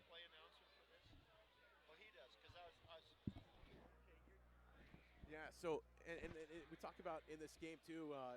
Down the road, we've got Post Falls taking on Rocky Mountain in the 5As in the quarterfinals down there. The first home game Post Falls has hosted in a few years.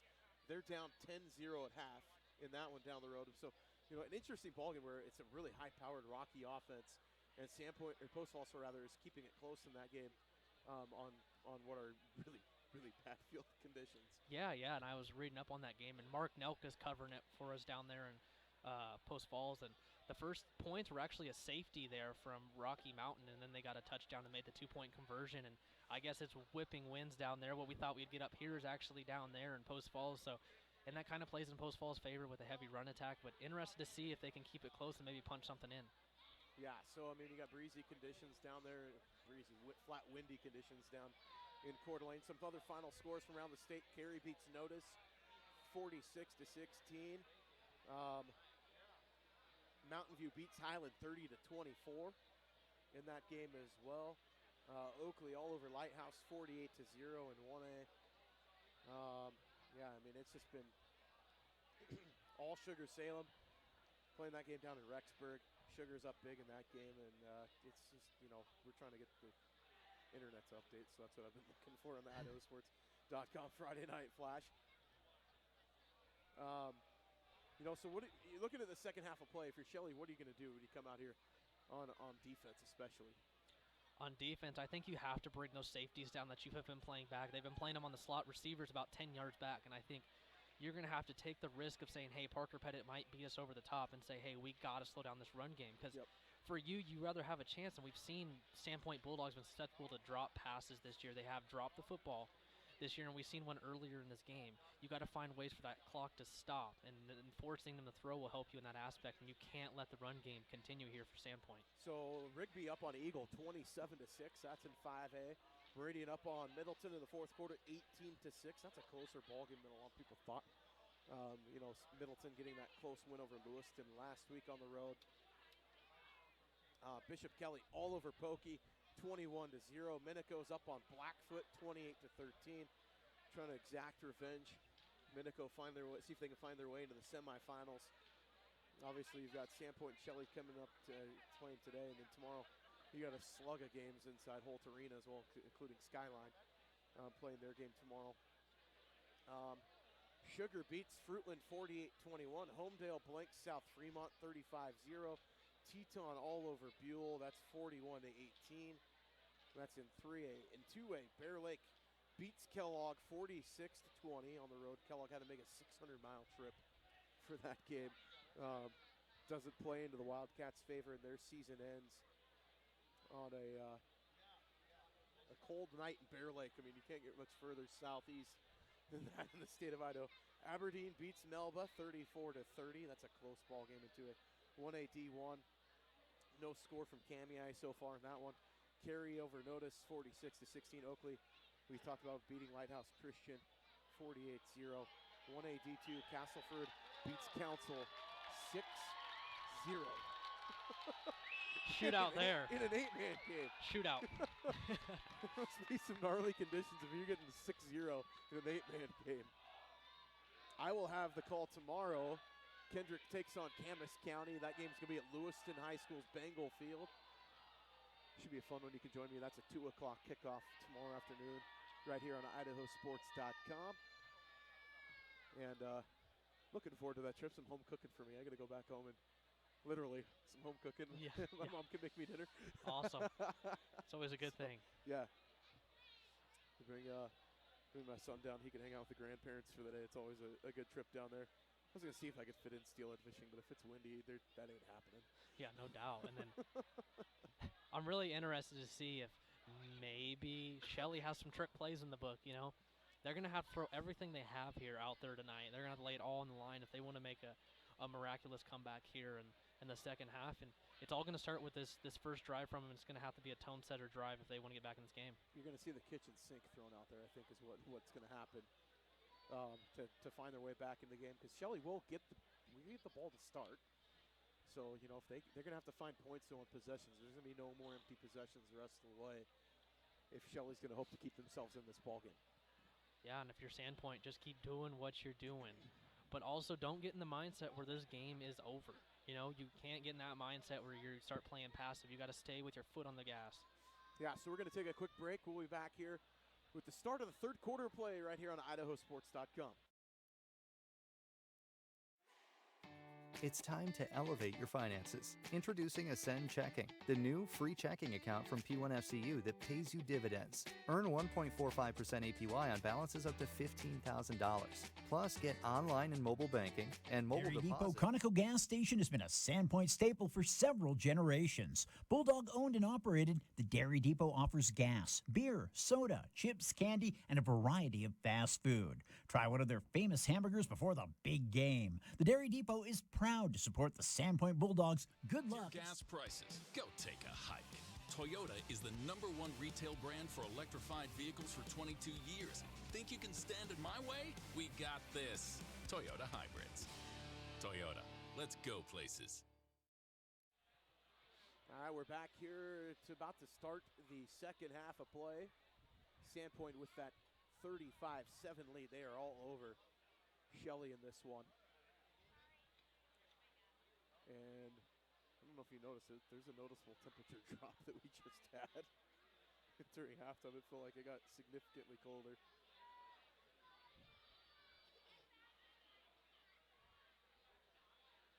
So, Sandpoint will kick to start the second half of play. Shelley will receive. Klinger back there as well as number 5, Caden Kidman. As Gove will kick off for the Bulldogs.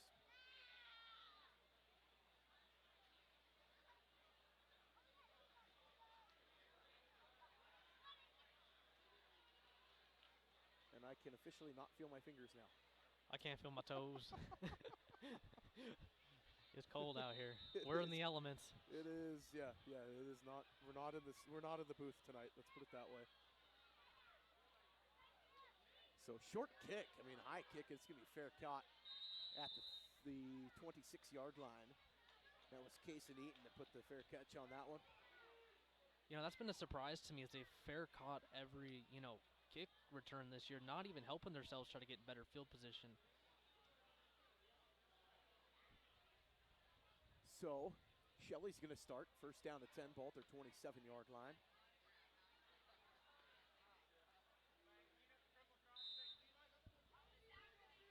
We'll begin the second half. Russ will have the ball at the 27-yard line, first and 10. So first down to 10, Nelson under center, turnaround handoff inside. That was Kidman on the carry. Nice gain there on first down, picks up 6 yards. Yeah, good first play there. Keeps them in front of the chains. They're going to have to pick up the tempo a little bit more than they're used to here, being down 4 scores. And interested to see what Shelley does here. So second down. Called a short 5.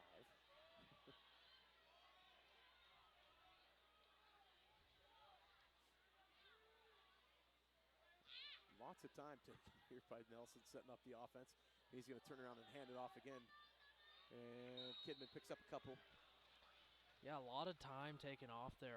They got up to the ball really fast, which I thought was different from what we've seen them in the first half. So I thought they might, pick up the tempo a little bit, but then took their time, getting everything set up on the line of scrimmage. And precious time coming off the clock. They huddle. They're traditional. They huddle. Play comes in with a player off the sideline. Kind of a 3-4-man rotation, bringing the plays in.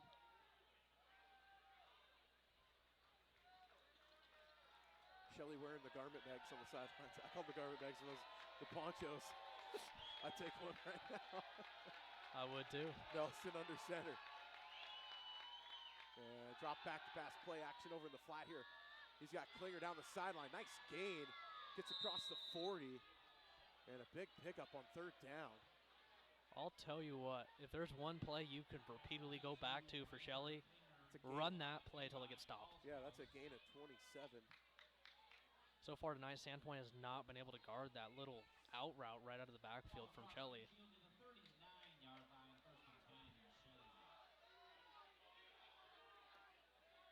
So Nelson hands off inside. That was Caden Johnson on the carry, picks up a yard. Caden Johnson, the ball carrier on the play. Initial hit by Jack Zimmerman. Short gain of 1 on the play. It's going to be 2nd down and 9. So 2nd and 9. Clock continues to run here. One thing about these two running attacks is it makes, as it's cold, we're complaining about, makes for a short game. Yeah. And I've also noticed Shelley really likes to roll out to this quarterback's right side, which is his strong side. Haven't seen him roll out to the left much. Nope, not yet. There's a handoff up inside. Johnson again on the carry. He picks up about 4. Nice little run there. Yeah, brings Wimmer on the tackle. Yeah, brings up third and manageable here. You can go back to that pass play that's been working so well, and I would go back to it here. They haven't been able to stop it at all tonight. If the Bulldogs have not, so I would go back to it here. Yeah, I mean, you look at that Sandpoint linebacking core, too, between Wimmer and Benefield. I don't know if it gets a better 1-2 punch in 4As. Turnaround handoff. Johnson backing his way forward, trying to get the line to gain. It only picks up a couple. And here comes the big first play for Shelley here in the second half. 4th and short, a must convert here for Shelley.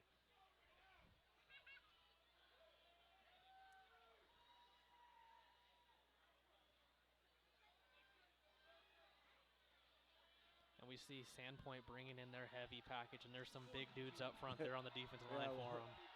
Terrell checks in. And big pressure right up the middle. And absolutely blown up was Wyland Terrell. Bull rushes right up the middle. And he took out 3 guys coming through the line of scrimmage. He single-handedly made that play. He blew up the counter, and then he So that was Carson Laybourne, I'm sorry. Carson Laybourne just absolutely was a nuclear bomb. Yeah, they subbed him in.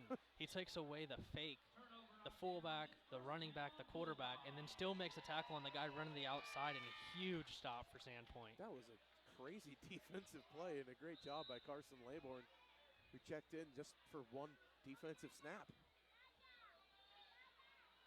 He only plays one way on the offensive line, and kind of makes you wonder, what if he played on that defensive front a little bit more? Handoff inside. Brewster on the carry. Nice gain there. Picks up 11 on first down. Good run there from Brewster here on first down, and we're seeing Sandpoint. They've been going to that spread, and it's spreading out that Shelley offense. And so far, that Sandpoint offensive line has been pushing them back and opening up holes. Yep. So first down at 10. Ball at the 46-yard line. Pettit in the pistol here. Couple receivers to each side. Handoff Brewster again. He's going to be met at the line of scrimmage. Picks up maybe a foot. Good penetration there from Shelley, something we haven't seen a lot of tonight from him, but that was a good job. Brings up second and long here for the Bulldogs. So final, Minico beats Blackfoot 28-13, so there will be kind of a different look to the semifinal match this year, as BK is all over Pokey right now too. So one side of the bracket's pretty much set as Brewster's going to take it over this left side. Got the corner and picks up 9 on the carry. Going to be close to a first down here. He's right at the sticks, but not quite enough for that first down. So Sandpoint all over Shelley right now, and then you have Skyline playing later, so that's going to be a, you're looking at the top half of the bracket, Bishop, Kelly, and Minico. And we got a timeout on the field.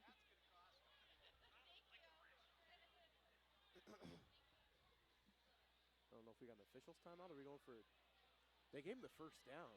I don't know if they want to come back and measure that or not. Yeah. Originally said it was third down and then gave him the first down, so interested to see here with what's going on. But they already reset the chains. So they get a free first? I don't know what's going on there. They're going to move him back here, and they're going to say it's third down or measure it? Yep. Okay, so we're going to get a measurement. I think is what we're going to do. I don't know, that chain looks a little bit closer to that first down marker than it was before. Little home cooking? Oh, okay, they moved it. All right, there we go. Back. There we go. All right. The ball's going to be spotted at the 45-yard line. So third down and 1. We got it all figured out here. Yeah. The brain trust. Good job by the refs there. Hey, they corrected it. Don't always see that very often. So third and 1. Pettit the pistol here. Wes Benefield lined up behind him. And he's going to give it to West. Goes straight ahead. The battering ram goes through a defender and gets across the 40 down to the 37-yard line. Gain of 6 in the first down from West Benefield. Yeah, and this running attack is just letting that time tick off here for the Bulldogs as they just keep with this potent running attack. CJ fielding in on the tackle for the Russets. So spread here, pistol look. Pettit with Brewster behind him. 6:48 left here in the third quarter. Turnaround handoff. Brewster goes to the left side again. He's got the corner, dodges the defender, and slides down to his wallet at the 30-yard line. Pickup of 8 on the play. Yep, good run there on first down. Puts him above the chains again. And once again, stays in bounds. I don't know if he slid on purpose there or just slid. But it was either way, it was good because he kept himself in bounds. And kept the clock running. Exactly. Not a bad play there. So Pettit the pistol. Joseph Hughes checks in the backfield with him. Vandenberg kind of the wraparound motion. They're going to run the counter inside with Hughes. Nice carry there. First down and then some. Gets down to the 21-yard line. Pickup of 9. Joseph Hughes, the ball carrier on the play, tackled by Dallin Hurd. Hurd on the tackle. Another first down there, and they're right now in the second half. They're averaging 8 or 9 yards a pop on the ground right now. If it ain't broke, don't fix it. They had to go to the wing T look. They're running out of the pistol just fine. Vandenberg again, wrap around. It's going to be play action coming to the far side. Rolling out, and Pettit throws a dart. Caught by Hunter Garcia along the sideline down to the, I think they're going to give him the 7. And a pickup of 15 on the play in the first down.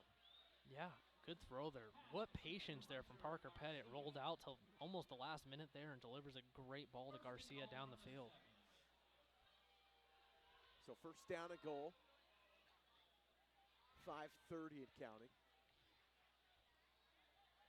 Hughes in the backfield. And sweep play, Hunter Garcia coming to the far side. He's looking for the corner, trying to find a seam. Gets inside the 5 down to the 2-yard line. So pick up a 5 there.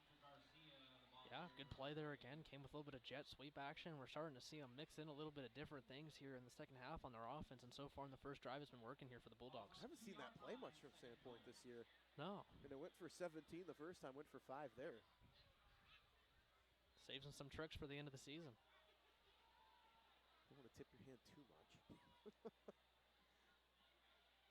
Handoff inside, Joseph Hughes trying to bang his way forward. He's leaning on his offensive line. Gets across the goal line, touchdown Bulldogs. Another touchdown here from the Bulldogs, and this game is starting to get away from Shelley here. So Hughes' second touchdown of the game from 2 yards out.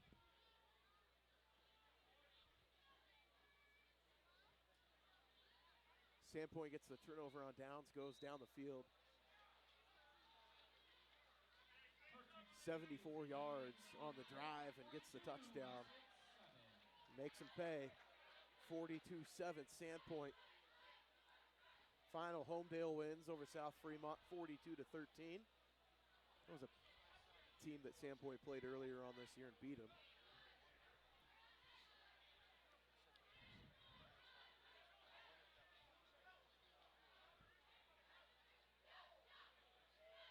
So I have to update the scoreboard. And if you're Shelley here, you're going to have to really break out an offense you're not used to. Down 5 scores, we're going to have to see a heavy dose of the pass game. Honestly, there's no more time to run the football. It's time to lay it all in line, put the kitchen sink out there, and let her rip. So Gove's going to tee it up here for the Bulldogs.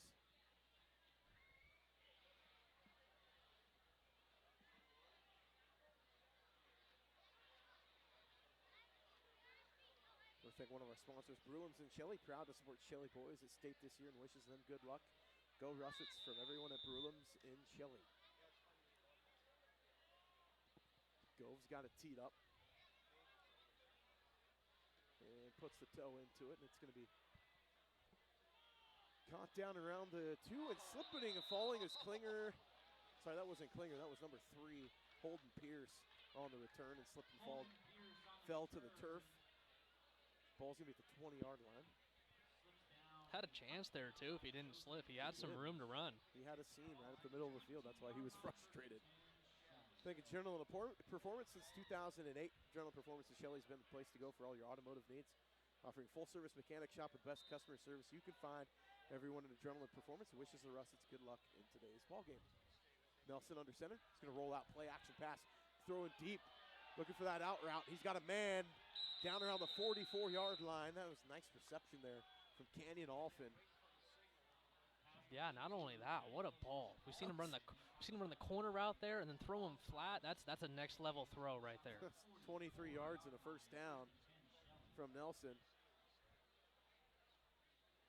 I'll tell you what, for this not being much of a passing offense, number 8 can surely sling the rock here for the Russes. I've seen both quarterbacks throw it pretty well in tonight's ballgame.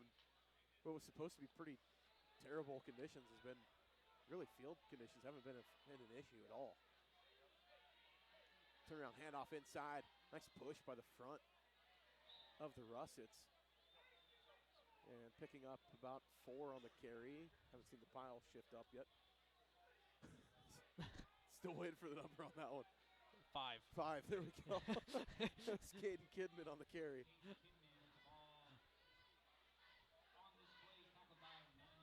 Time is running here down to 3:50, and like I said, you got to start letting that pupper rip, even if we have to run the same play over and over again. Well, haven't been able to cover it much, have they, in the secondary? Exactly. Let's keep running play action here. Yeah, a little crisscross action coming back up the middle. It's Johnson getting across the 45 and out of bounds at the 44 in the first down. Gain of 7 on the carry. Yeah, and you talked about it. Sandpoint's weakness this year has been their pass coverage on defense. So keep going to that play action pass that's worked all night. You know, Sandpoint able to run things out here and take the victory. You know, looking at the potential matchup, it's going to be Twin Falls or Skyline that they'll play. You know, Skyline, a team that can pass. You got Kenyon Sadiq, that is an Oregon commit, legit 4-star recruit. You're going to have to figure something out in the secondary. Nelson under center. He's going to turn around, drop back to pass. Throws it out in the wing, the left side. He's got his man out there around the 30 and knocked down at the 27 was Caden Kidman. Great ball there, great play design. Did a little shift, brought Caden Kidman up to the line of scrimmage and then did a little wheel route with him on the outside. Great ball and got him out of bounds first down. So gain of 15 on the play. First down at 10, Shelley with a nice drive here. Nelson under center. He's going to roll out to his right this time. He's going to throw over the top. Klinger. He's got it at the 20, to the 15, down to the 10, and knocked out of bounds. What a drive here. And if you're a Shelley fan, you're probably wondering. 18. Yeah, go ahead, sorry. Yeah, no, you're good. And if you're a Shelley fan, you're probably wondering, why do we go away from this play action game? It's working here so well. Should have ran it all night. Well, you had Benefield pick the first pass play of the game. That is true. I forgot about that. It does deteriorate your confidence as a coach to run that again. Turnaround handoff, Klinger inside. He's trying to dance his way forward, picks up about 3. But since that pick, the quarterback has played very efficient here for the Russets. He has. Nelson settled down and done a pretty good job. Yeah, he's delivered some great balls, especially here on this drive. I mean, both of the passes he's thrown down the field are beautiful balls. 23, 15, and 18, and 27 yards for him in the second half. Yeah, let's get him a passing touchdown here, and let's do another play-action pass. So Nelson under center. 2 backs in the backfield with him. He's going to roll out to his left this time, throw it over the top, into the hands of his intended receiver. In for the touchdown from 9 yards out. Caden Kidman on the reception of the touchdown. Yeah, what a ball there. He rolls out to the left. Defensive end gets in his face, plants his foot, and delivers a great ball for a touchdown here. So Shelley looking for the PAT here. Nice drive from the Russets. Scored rather quickly as well. 80 yards on the drive. Methodical drive led by the passing attack. Yeah. And the kick is up and good. So 42-14 the lead. Sandpoint still has it. We're going to take a quick 30-second timeout. We'll be right back here on IdahoSports.com.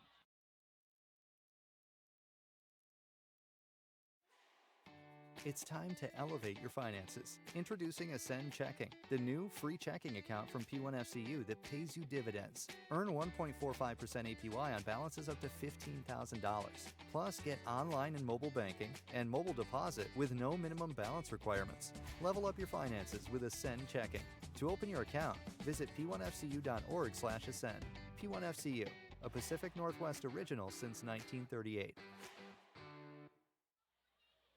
We're back here after the 80-yard drive from the Russets led to a Shelley touchdown. 9-yard pitch and catch from Nelson to Caden Kidman. And score stands at 42-14.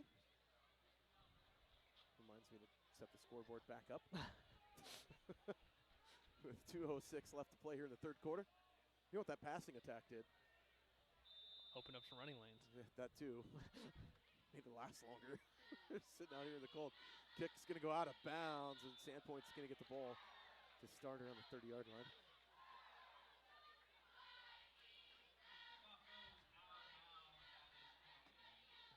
And if you're Sandpoint, you just keep running your offense. You're not changing nothing up, not going to put the ball in the air here. You're just trying to run out the clock as quick as you can, get out of here, get on to the semifinals. You're taking 20-second, snaps. Again, taking the snap with about 5 seconds left on the play clock and just keep milking this thing down. Yeah, methodical drive. Definitely waiting for that back judge to start counting down for you. Some backups getting into the game for the Russets in the playoffs too. Good to see some of the youngsters getting on the field.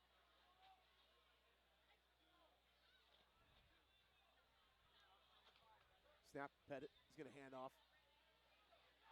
That's Wes Benefield. Sorry, that was Owen Wimmer on the carry. First carry for him on the night goes for 7 yards. That is the 7th ball carrier of the night for the Bulldogs. Running back by committee. He had a nice touchdown last year against Post Falls. Hand off again, Owen Wimmer spins his way in the hole, and he's going to be met for no gain. And then he got hurt in that game and then was relegated to the defensive side of the ball for the rest of the year. It's a hand injury. Yeah, it's got to be tough to get refs in there with so many backs. Look at last year, you had Cox. I mean, come on. Garrett Cox was everything last year, too. Ooh, coming across the line of scrimmage, free 5 yards. First penalty of the second half. Second penalty rather than the kick. Third penalty of the game. Yeah, that's crazy. Clean football here from both sides. Clean football, really disciplined from both teams. So easy, free first down for the Bulldogs. Going to give them a fresh set of downs. Ball at the 47-yard line. Sorry, 48-yard line.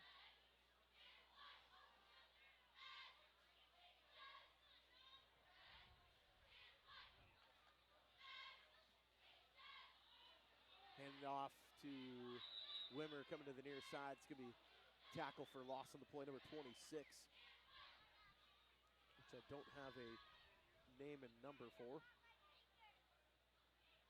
Great play there from 26. Just jumped off sides the play before and makes up for it by making a big tackle for loss in the backfield. Yeah, loss of 2 from Wimmer.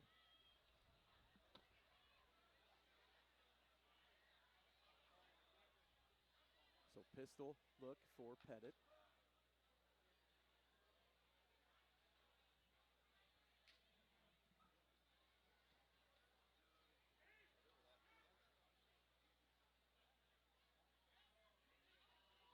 Maybe a pass play here. We'll see. Fly sweep. Hunter Garcia going to the right side. Across the 50. Across the 45. Cross down to the 40. First down. 12-yard gain from Hunter Garcia on that fly sweep again. Yeah, like you said, we haven't seen it much at all this year and ran it 3 times. It's been a very successful play here for the Bulldogs tonight. And that's going to bring us to the end of the quarter, I believe. Yep, so that's the end of the third quarter of play. We're going to take a timeout. Bring it on back for the final stanza here on IdahoSports.com. Toyota trains certified technicians. Is that important? Well, you wouldn't hire just anyone to help you move, would you? Not again. Toyota Service Centers. Keep your Toyota a Toyota. The Dairy Depot Conoco gas station has been a Sandpoint staple for several generations. Bulldog owned and operated, the Dairy Depot offers gas, beer, soda, chips, candy, and a variety of fast food. Try one of their famous hamburgers before the big game. The Dairy Depot is proud to support the Sandpoint Bulldogs. Good luck at state. All right, we're back for the fourth quarter of play. And nice effort there, nice drive from Shelley in the third quarter to get their touchdown.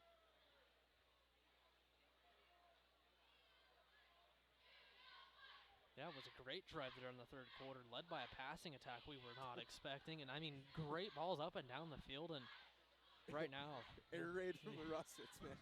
Out of the wing to you, too, which is, in my opinion, really impressive. Yeah, something that we've seen other teams in this area not able to really do is pass effectively out of the wing tee. They did it pretty well. So Pettit in the pistol in Russet territory, ball to 41-yard line.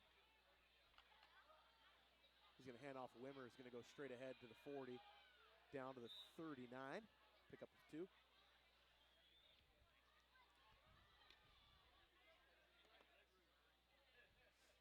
Seven different ball carriers for Sandpoint tonight. Yeah, with very meaningful carries.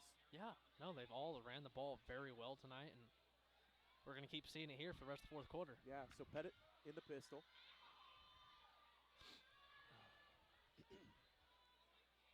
Wimmer shifts up next to him.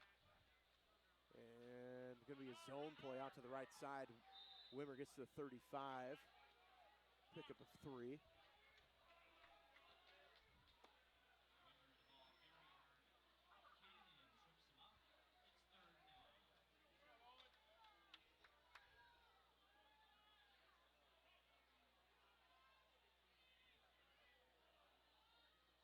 Tackle was by Chance Waite. Pettit's going to drop back to pass. Floats it over the right side to Brewster. Gets back to the line of scrimmage and picks up a yard, maybe 2. Brings up fourth down. Shortest pass play of the night for Parker Pettit. Fourth down. I mean, you're in 4-down territory. You punt it, you can try to pin them deep, but I don't.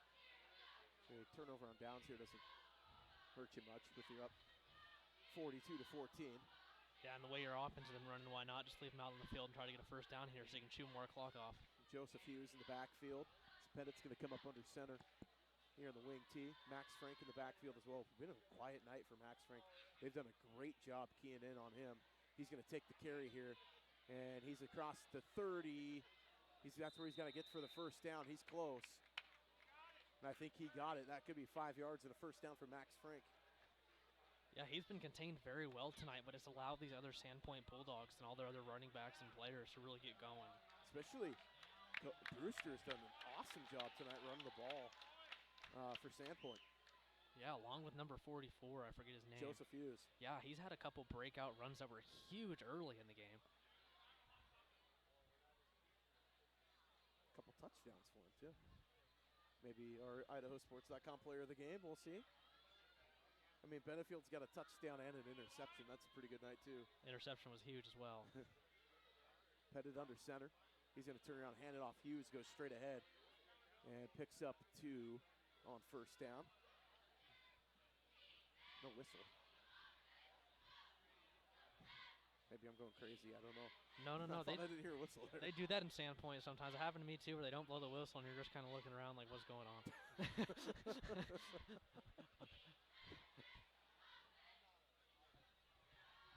Trying to read the back of these Sandpoint play cards. I don't want to give anything away. Some are kind of funny. I like that one I'm seeing right now. The goldfish? Yeah. Big old lips. So 8:58 left to play here in the ballgame. Pettit in the shotgun. A little swing out to the left side. Going to be a flag. I think they're going to get a hold. This one's probably coming back. And up Bennett, man. What a tackle. What a tackle. It was 34 on the tackle. Stephen Jones. Yeah. Absolutely knocks Brewster on his wallet. Yeah, made him flip in midair. What a tackle. That was a no gain on the reception, but the penalty here could be holding on the Bulldogs. It'll bring him second down and long. And did you say that was tackled by number 34? I believe so. That's even more impressive. It's coming out of the defensive line. Getting out there to the flat and making that tackle, that's impressive. Sorry, that was 33. I apologize. Oh, okay. Yeah. So there's Carter Baumforth.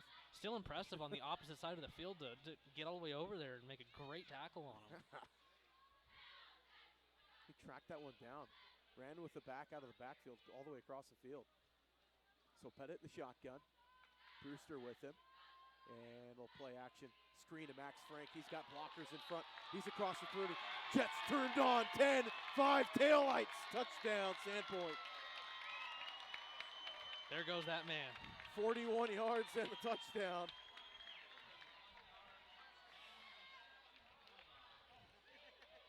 You haven't seen him much tonight, but we see him now, and that's what he can do if you don't contain him. You know, Max Frank went off last week. We were saying, when's he going to come up? Where's he going to show up? And there it was right there. 41 yards and the touchdown from Max Frank. Parker Pettit to Max Frank right there, and that's going to be, I don't want to say the nail in the coffin, but that pretty much makes things way out of reach as the PAT is up and good. So 49-14 is where we stand with 8 minutes and 19 seconds left to play. Yeah, and what do you do if you're a coach? You know, you're a player, one of your best players in the team isn't, you know, having the best game. He's getting kind of contained. Give him something quick and let him make a play, and we see it there. Great blocking, though. I have to give credit to those receivers on the outside. That was great blocking. Ari Vandenberg had an amazing block there on the outside edge. Kind of sealed that backer inside and like caused that seam to open up. And then we just seen Max Franks turn on the afterburners. I mean, no one was going to touch him when he seen that lane. You get that, and then you see taillights, man. That's all she wrote. Little stat booster there for Parker Pettit there towards the end of the game. Yeah, he's worked his way into our player of the game. We're looking at trying to figure out who's going to be our IdahoSports.com player of the game. Brought to you by the Idaho Transportation Department. We'll have that at the conclusion of tonight's ball game, including our final stats. Yeah, I don't know. Might have to give it to the big man up front for the Sandpoint Bulldog as well. Well, it's looking like Sandpoint's going to be headed south, where we'll see the conclusion of the Skyline Twin Falls game. Nice kick by Gove.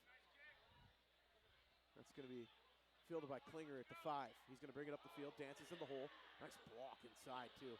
And Klinger puts a nice return on, gets across the 35-yard line. Down to the 39. Yeah, great return, and that's what I was wondering about earlier in the game. You know, they caught the ball a lot. I was wondering if they could maybe break some off, and we're starting to see it here in the second half. They've been able to.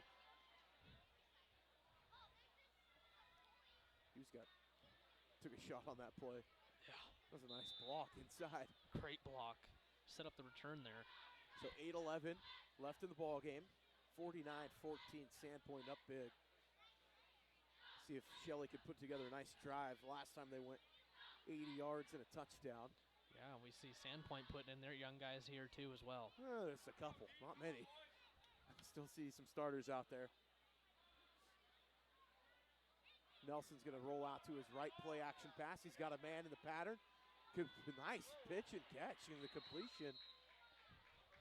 Pick up a 21 yards on the reception from Canyon Alfin. You know, it's really impressive because if you watch, they're running the same play. It's been a mixture of about 3 passing plays here for Shelley, and they've worked every single time. But, I mean, the ball is placed in the only spot where his receiver can get it, and they have a great connection on the outside. I've really been impressed with the pass game. So what could happen is, Shelley, when was the last time you had a quarterback throw over 200 yards? Because that could happen very realistically in this ballgame. Might go in the record book. Wing T here. Nelson, reverse pivot, rolls to his left. He's got a man in the pattern, incomplete, just out of the reach of the intended receiver, Johnson. Really tight coverage there from the Bulldogs. That's the best coverage I've seen from them from the night, and just a little out in front of his receiver there. So 7:40 left. Clock stops on the incompletion. Say that 'cause I'm shivering. I can't feel either one of my toes. I can't feel any of them. They're there.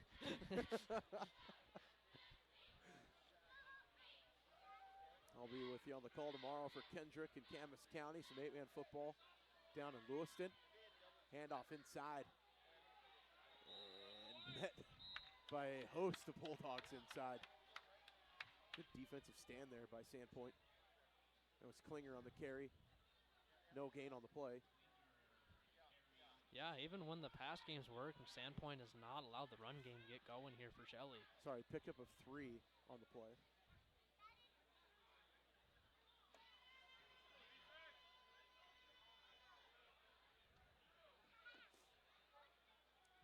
Roll out to his right. Nelson's got a receiver down the middle of the field, the 20, and down to the 12-yard line.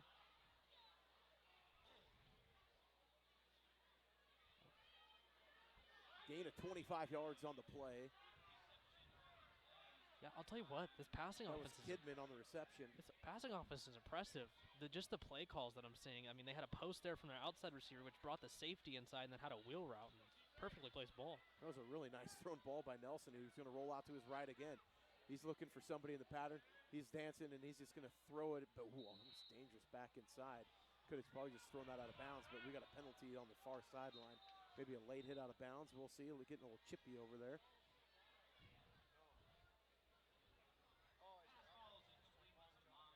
So incomplete pass, but a penalty. It's the 4th incompletion of the game.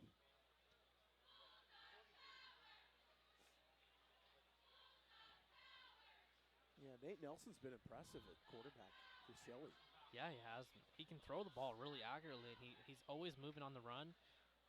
And then one thing I would like to see is maybe them come out to the left side. They rolled him out to the short side twice in a row now. Maybe bring him out to the left and give him some field to work with. You know, one thing he's done really well too is he does what's asked of him. He's not trying to make the extra play. He just rolls out, stays steady, keeps his eyes depth the field, doesn't get lost with the pressure coming. He throws a nice ball. No doubt. So 2nd down and 5. I don't know what the penalty was there, but I think illegal participation pass play out over to the left side, incomplete. And for people that don't play quarterback, that's a really hard throw there. You're rolling out to your left and not planning. I know what happened on that. Receiver ran out of bounds, came back in, tried to touch the ball. Oh. Or the defender, sorry. The defender ran out of bounds and came back in before he didn't get reestablished. Okay. Yeah.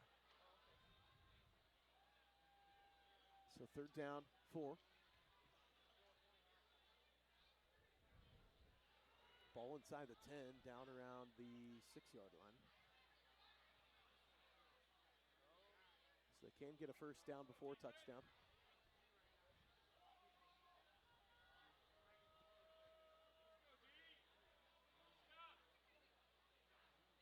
Nelson's going to play action, rolling to his right, looking back to his left, still looking, surveys, tries to throw back inside, ball tipped up, intended for Kidman, and it's going to go incomplete, bring up 4th down.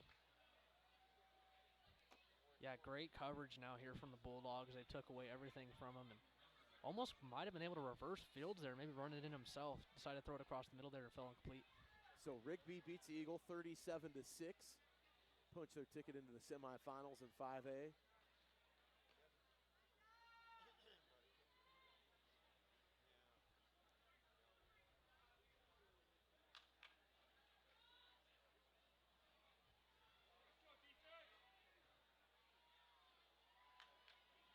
Nelson's under center. He's going to roll to his right. Play action pass, third down. Goes back the other direction. And blown up in the backfield. Nice defense there by the Bulldogs. That was Shane Sherrill. And we got a penalty flag for a little bit of extracurriculars there. No idea what the flag is for. They look like both teams running their sidelines when it was thrown. Must have been something said and picked up, maybe, I don't know. Yep, sportsmanlike conduct on the Bulldogs.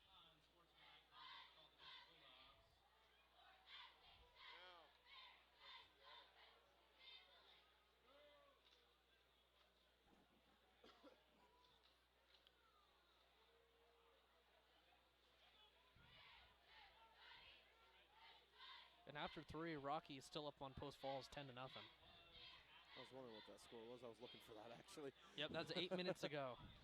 All right. Rocky Mountain been a powerhouse there in the 5A for quite a while now. Sandpoint find themselves in a dogfight. Sorry, Post Falls. Yeah. I keep saying Sandpoint. Sandpoint up big right now, 49-14. They got the ball on the turnover on downs. Half the distance to the goal. So the backups are in. I didn't see a number on that. Quarterback's number 13. So that's Drew Lehman at quarterback. Number 48 on the carry. Just going to test my knowledge of the roster here. Ashley Hawkins on the carry.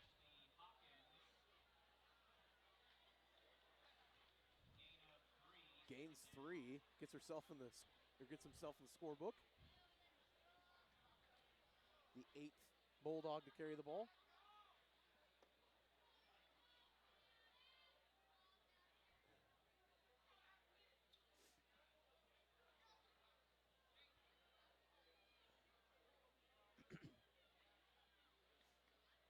Lehman gets a snap, handoff again. Hawkins going straight ahead, dances in the hole. Big run here, busts off down to the 30-yard line. Pickup of 21 on the carry. What a burst. No kidding. I'll tell you what, he looks undersized from up here, but he runs hard. He hit that hole with speed. So first down, the 30-yard line. To gain a 21 in the first down.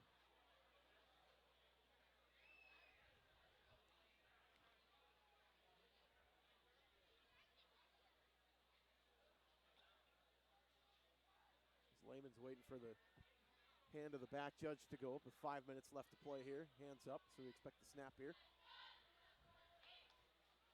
Snap, handoff again. Hawkins dancing in the hole and going to be dropped behind the line of scrimmage for a loss of 1.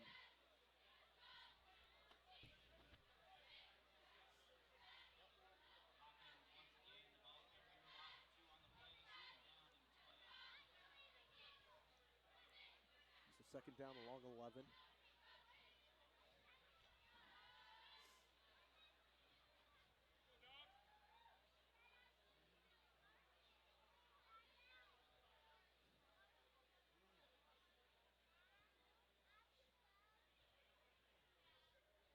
Lehman's waiting for the snap. Handoff Hawkins again in the big hole. Across the 40. The 50 to the 40. Down the other sideline. Down to the 22-yard line.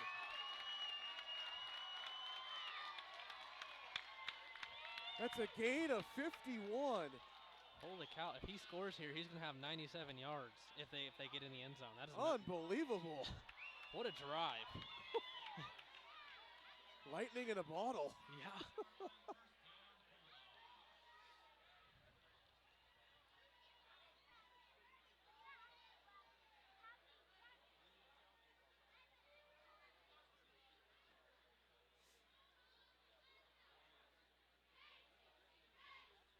So new running back in the backfield is number 34, Wiley Wimmer. Handoff's going to go to Wimmer. Runs towards the line of scrimmage and picks up a couple.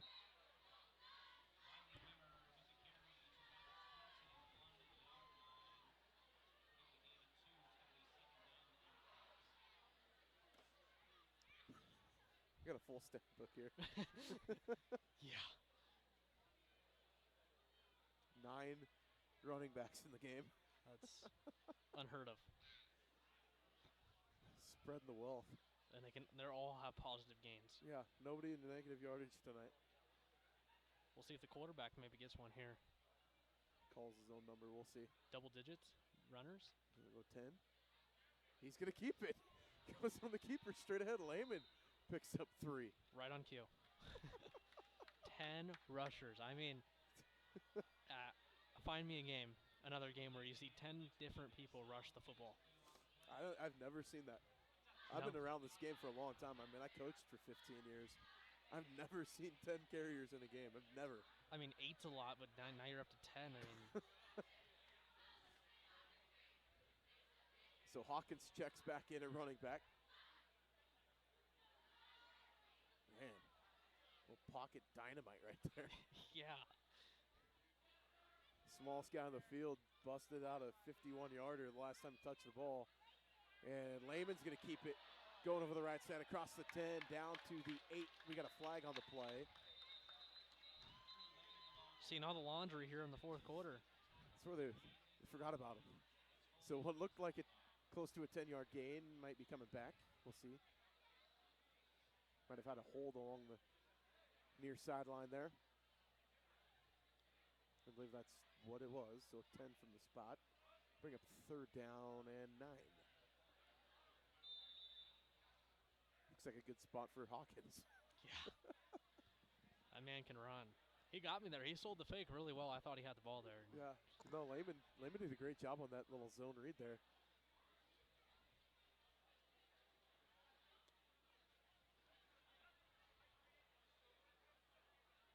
So Hawkins in the backfield behind Lehman, waiting for that signal for 5 seconds. Snap. Handoff. Hawkins swallowed up in the backfield. Loss of 3 or 4 on the play. Yeah, nothing going there. Great Coach, penetration. Don't take away my yardage. Yeah. I was over 50. He's yelling at his quarterback right now. Why didn't you pull that, Well, man? Hawkins was close to the century mark already. Only been in shortly. So we might see a field goal attempt here. We'll see. That's what it looks like they're going to do. I mean, why not? This could be huge in their game. Next week, why not? Get a little bit of practice in. If they're playing in Holt Arena next week, if they say they do play Skyline in a rematch of last year's title game, that changes things a little bit, playing inside. But this is going to be way short. Yeah. That ball been getting into the end zone. So Shelley's going to get the ball at the 25-yard line on offense with 54 seconds left in the ball game.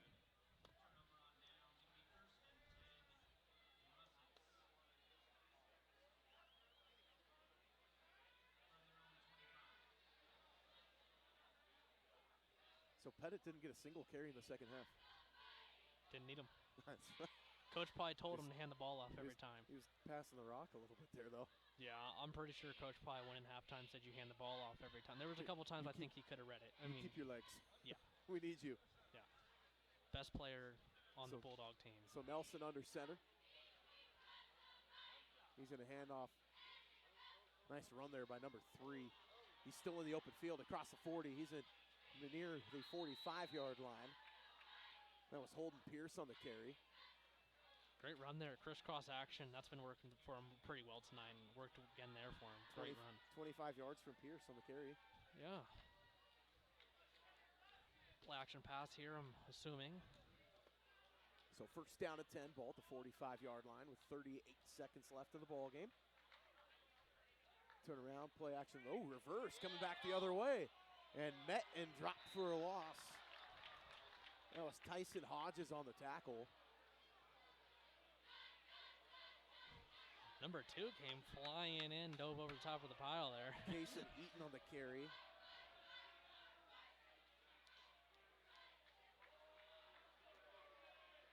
And that might be the last play of the ball game. And that will be. So your final of tonight's game, Sandpoint defeats Shelley 49-14 We're going to take a quick break, get some stats for you, come up with our IdahoSports.com player of the game.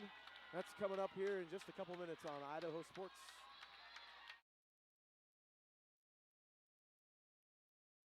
Yeah, I know a little something about myths. Like the myth that speeding isn't dangerous. Oh, and that myth you can tailgate at a safe distance.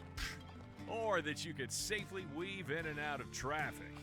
Don't be fooled by myths. You'll get yourself into a hairy situation. Stay focused on the road. Be a legend like me. Have you heard the one about Shelley over in Pay Lake? Look at that. The unmistakable swagger of someone fully covered with health insurance through Your Health Idaho. Health yeah! Enroll by December 15th and you could qualify for quality health insurance starting at $0 a month. I'm Rick. I live here in Rupert. The more that we can keep the virus under control, the better for everyone, and especially people with disabilities that comes with being aged, because usually have other underlying issues. I actually suffer from diabetes now, so that even increases my odds that if I do get the virus, it could be devastating for me. Taking the hard path isn't always easy. It takes courage and determination to do hard things. Quitting tobacco and vaping is possible. You decide when. We'll show you how. Learn more at projectfilter.org or call 1-800-QUIT-NOW. If a pedestrian is hit by a car going 20 miles per hour, there's a 90% chance he will survive. At 30 miles per hour, the likelihood of survival decreases to 60%. And at 40 miles per hour, it goes down to 20%. 10 miles per hour makes all the difference. You're in the driver's seat. You have the power to save lives. Ads like this keep popping up, but I see through the hype because those vape clouds people claim are just water vapor contain as many as 31 different chemicals, like formaldehyde, the stuff they preserve dead bodies with. And while the flavors sound all harmless, we still have no idea what these ingredients could be doing to our bodies. But I already see vaping for exactly what it is. Get the real facts at BehindTheHaze.com.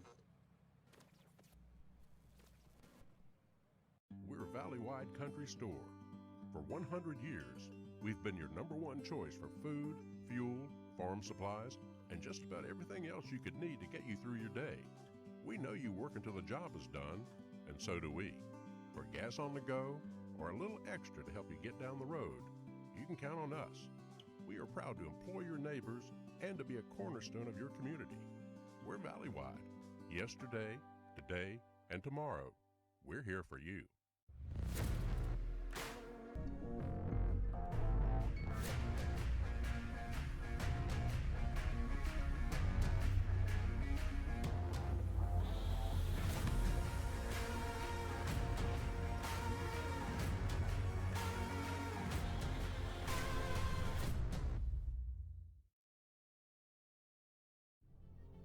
Look at that. The unmistakable swagger of someone fully covered with health insurance through Your Health Idaho for as low as $0 a month. If you're as speechless as I am right now, say nothing. Health yeah! Enroll by December 15th and you could qualify for quality health insurance starting at $0 a month. Later.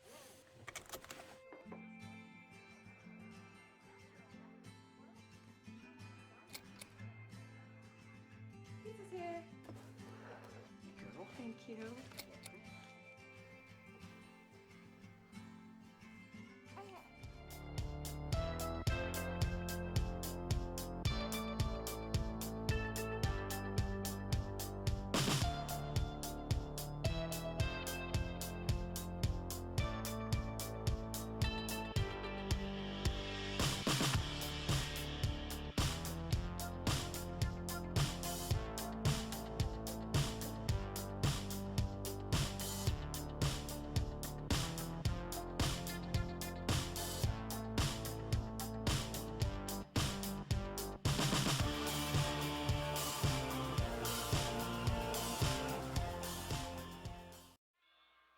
back here in the final. Sandpoint beats Shelley 49-14 to punch their ticket to the third straight state semifinal appearance for the Bulldogs.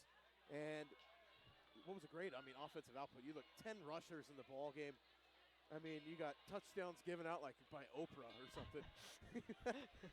Touchdowns scored by 6 different Bulldogs in tonight's ball game. And, let's just hats off to Nate Nelson of Shelley. He was 11 of 18 passing, 193 yards. He had a touchdown passing and a touchdown rushing. He was the offensive output for the Russets in the ball game. And but we're going to introduce our IdahoSports.com player of the game, brought to you by the Idaho Transportation Department. It is Mr. Parker Pettit. 8 carries, 65 yards, and a touchdown on the ground. 8 of 10 passing for a $138 passing and 2 touchdowns through the air. He is your IdahoSports.com player of the game. But we saw some great performances. Cody Brewster out there was 10 carries, 76 yards, and a touchdown. Wes Benefield, 5 carries, 22 yards, and a touchdown. Joseph Hughes, 8 carries, 58 yards, and 2 touchdowns. As a team, they were close to probably 300 yards on the ground. Yeah, just a great all-around performance. It was just a dominated game there by the Bulldogs. And hats off to Parker Pettit. He's the best player on the field, and he showed it there again tonight. And congratulations on being the player of the game here. Yeah, you're close to 400 total yards of offense, in a 49-14 game. It's going to win you a lot of ball games. No doubt.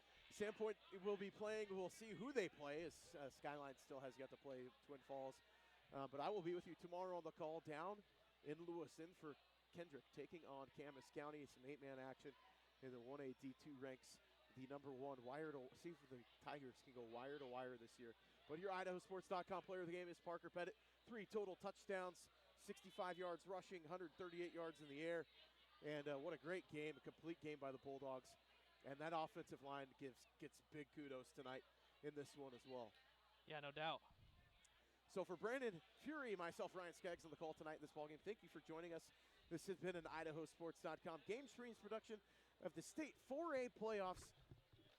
And it's been a great game. The 2022 Idaho High School Football Playoffs tournament coverage on IdahoSports.com is presented by Project Filter Your Health Idaho, the Idaho Department of Health and Welfare, the Idaho Transportation Department, and brought to you in part by Valley Wide Cooperative and your local Toyota dealers. Sandpoint wins big, 49-14, punching their ticket to the third straight state semifinal appearance. I'll be with you tomorrow. Thanks for joining us.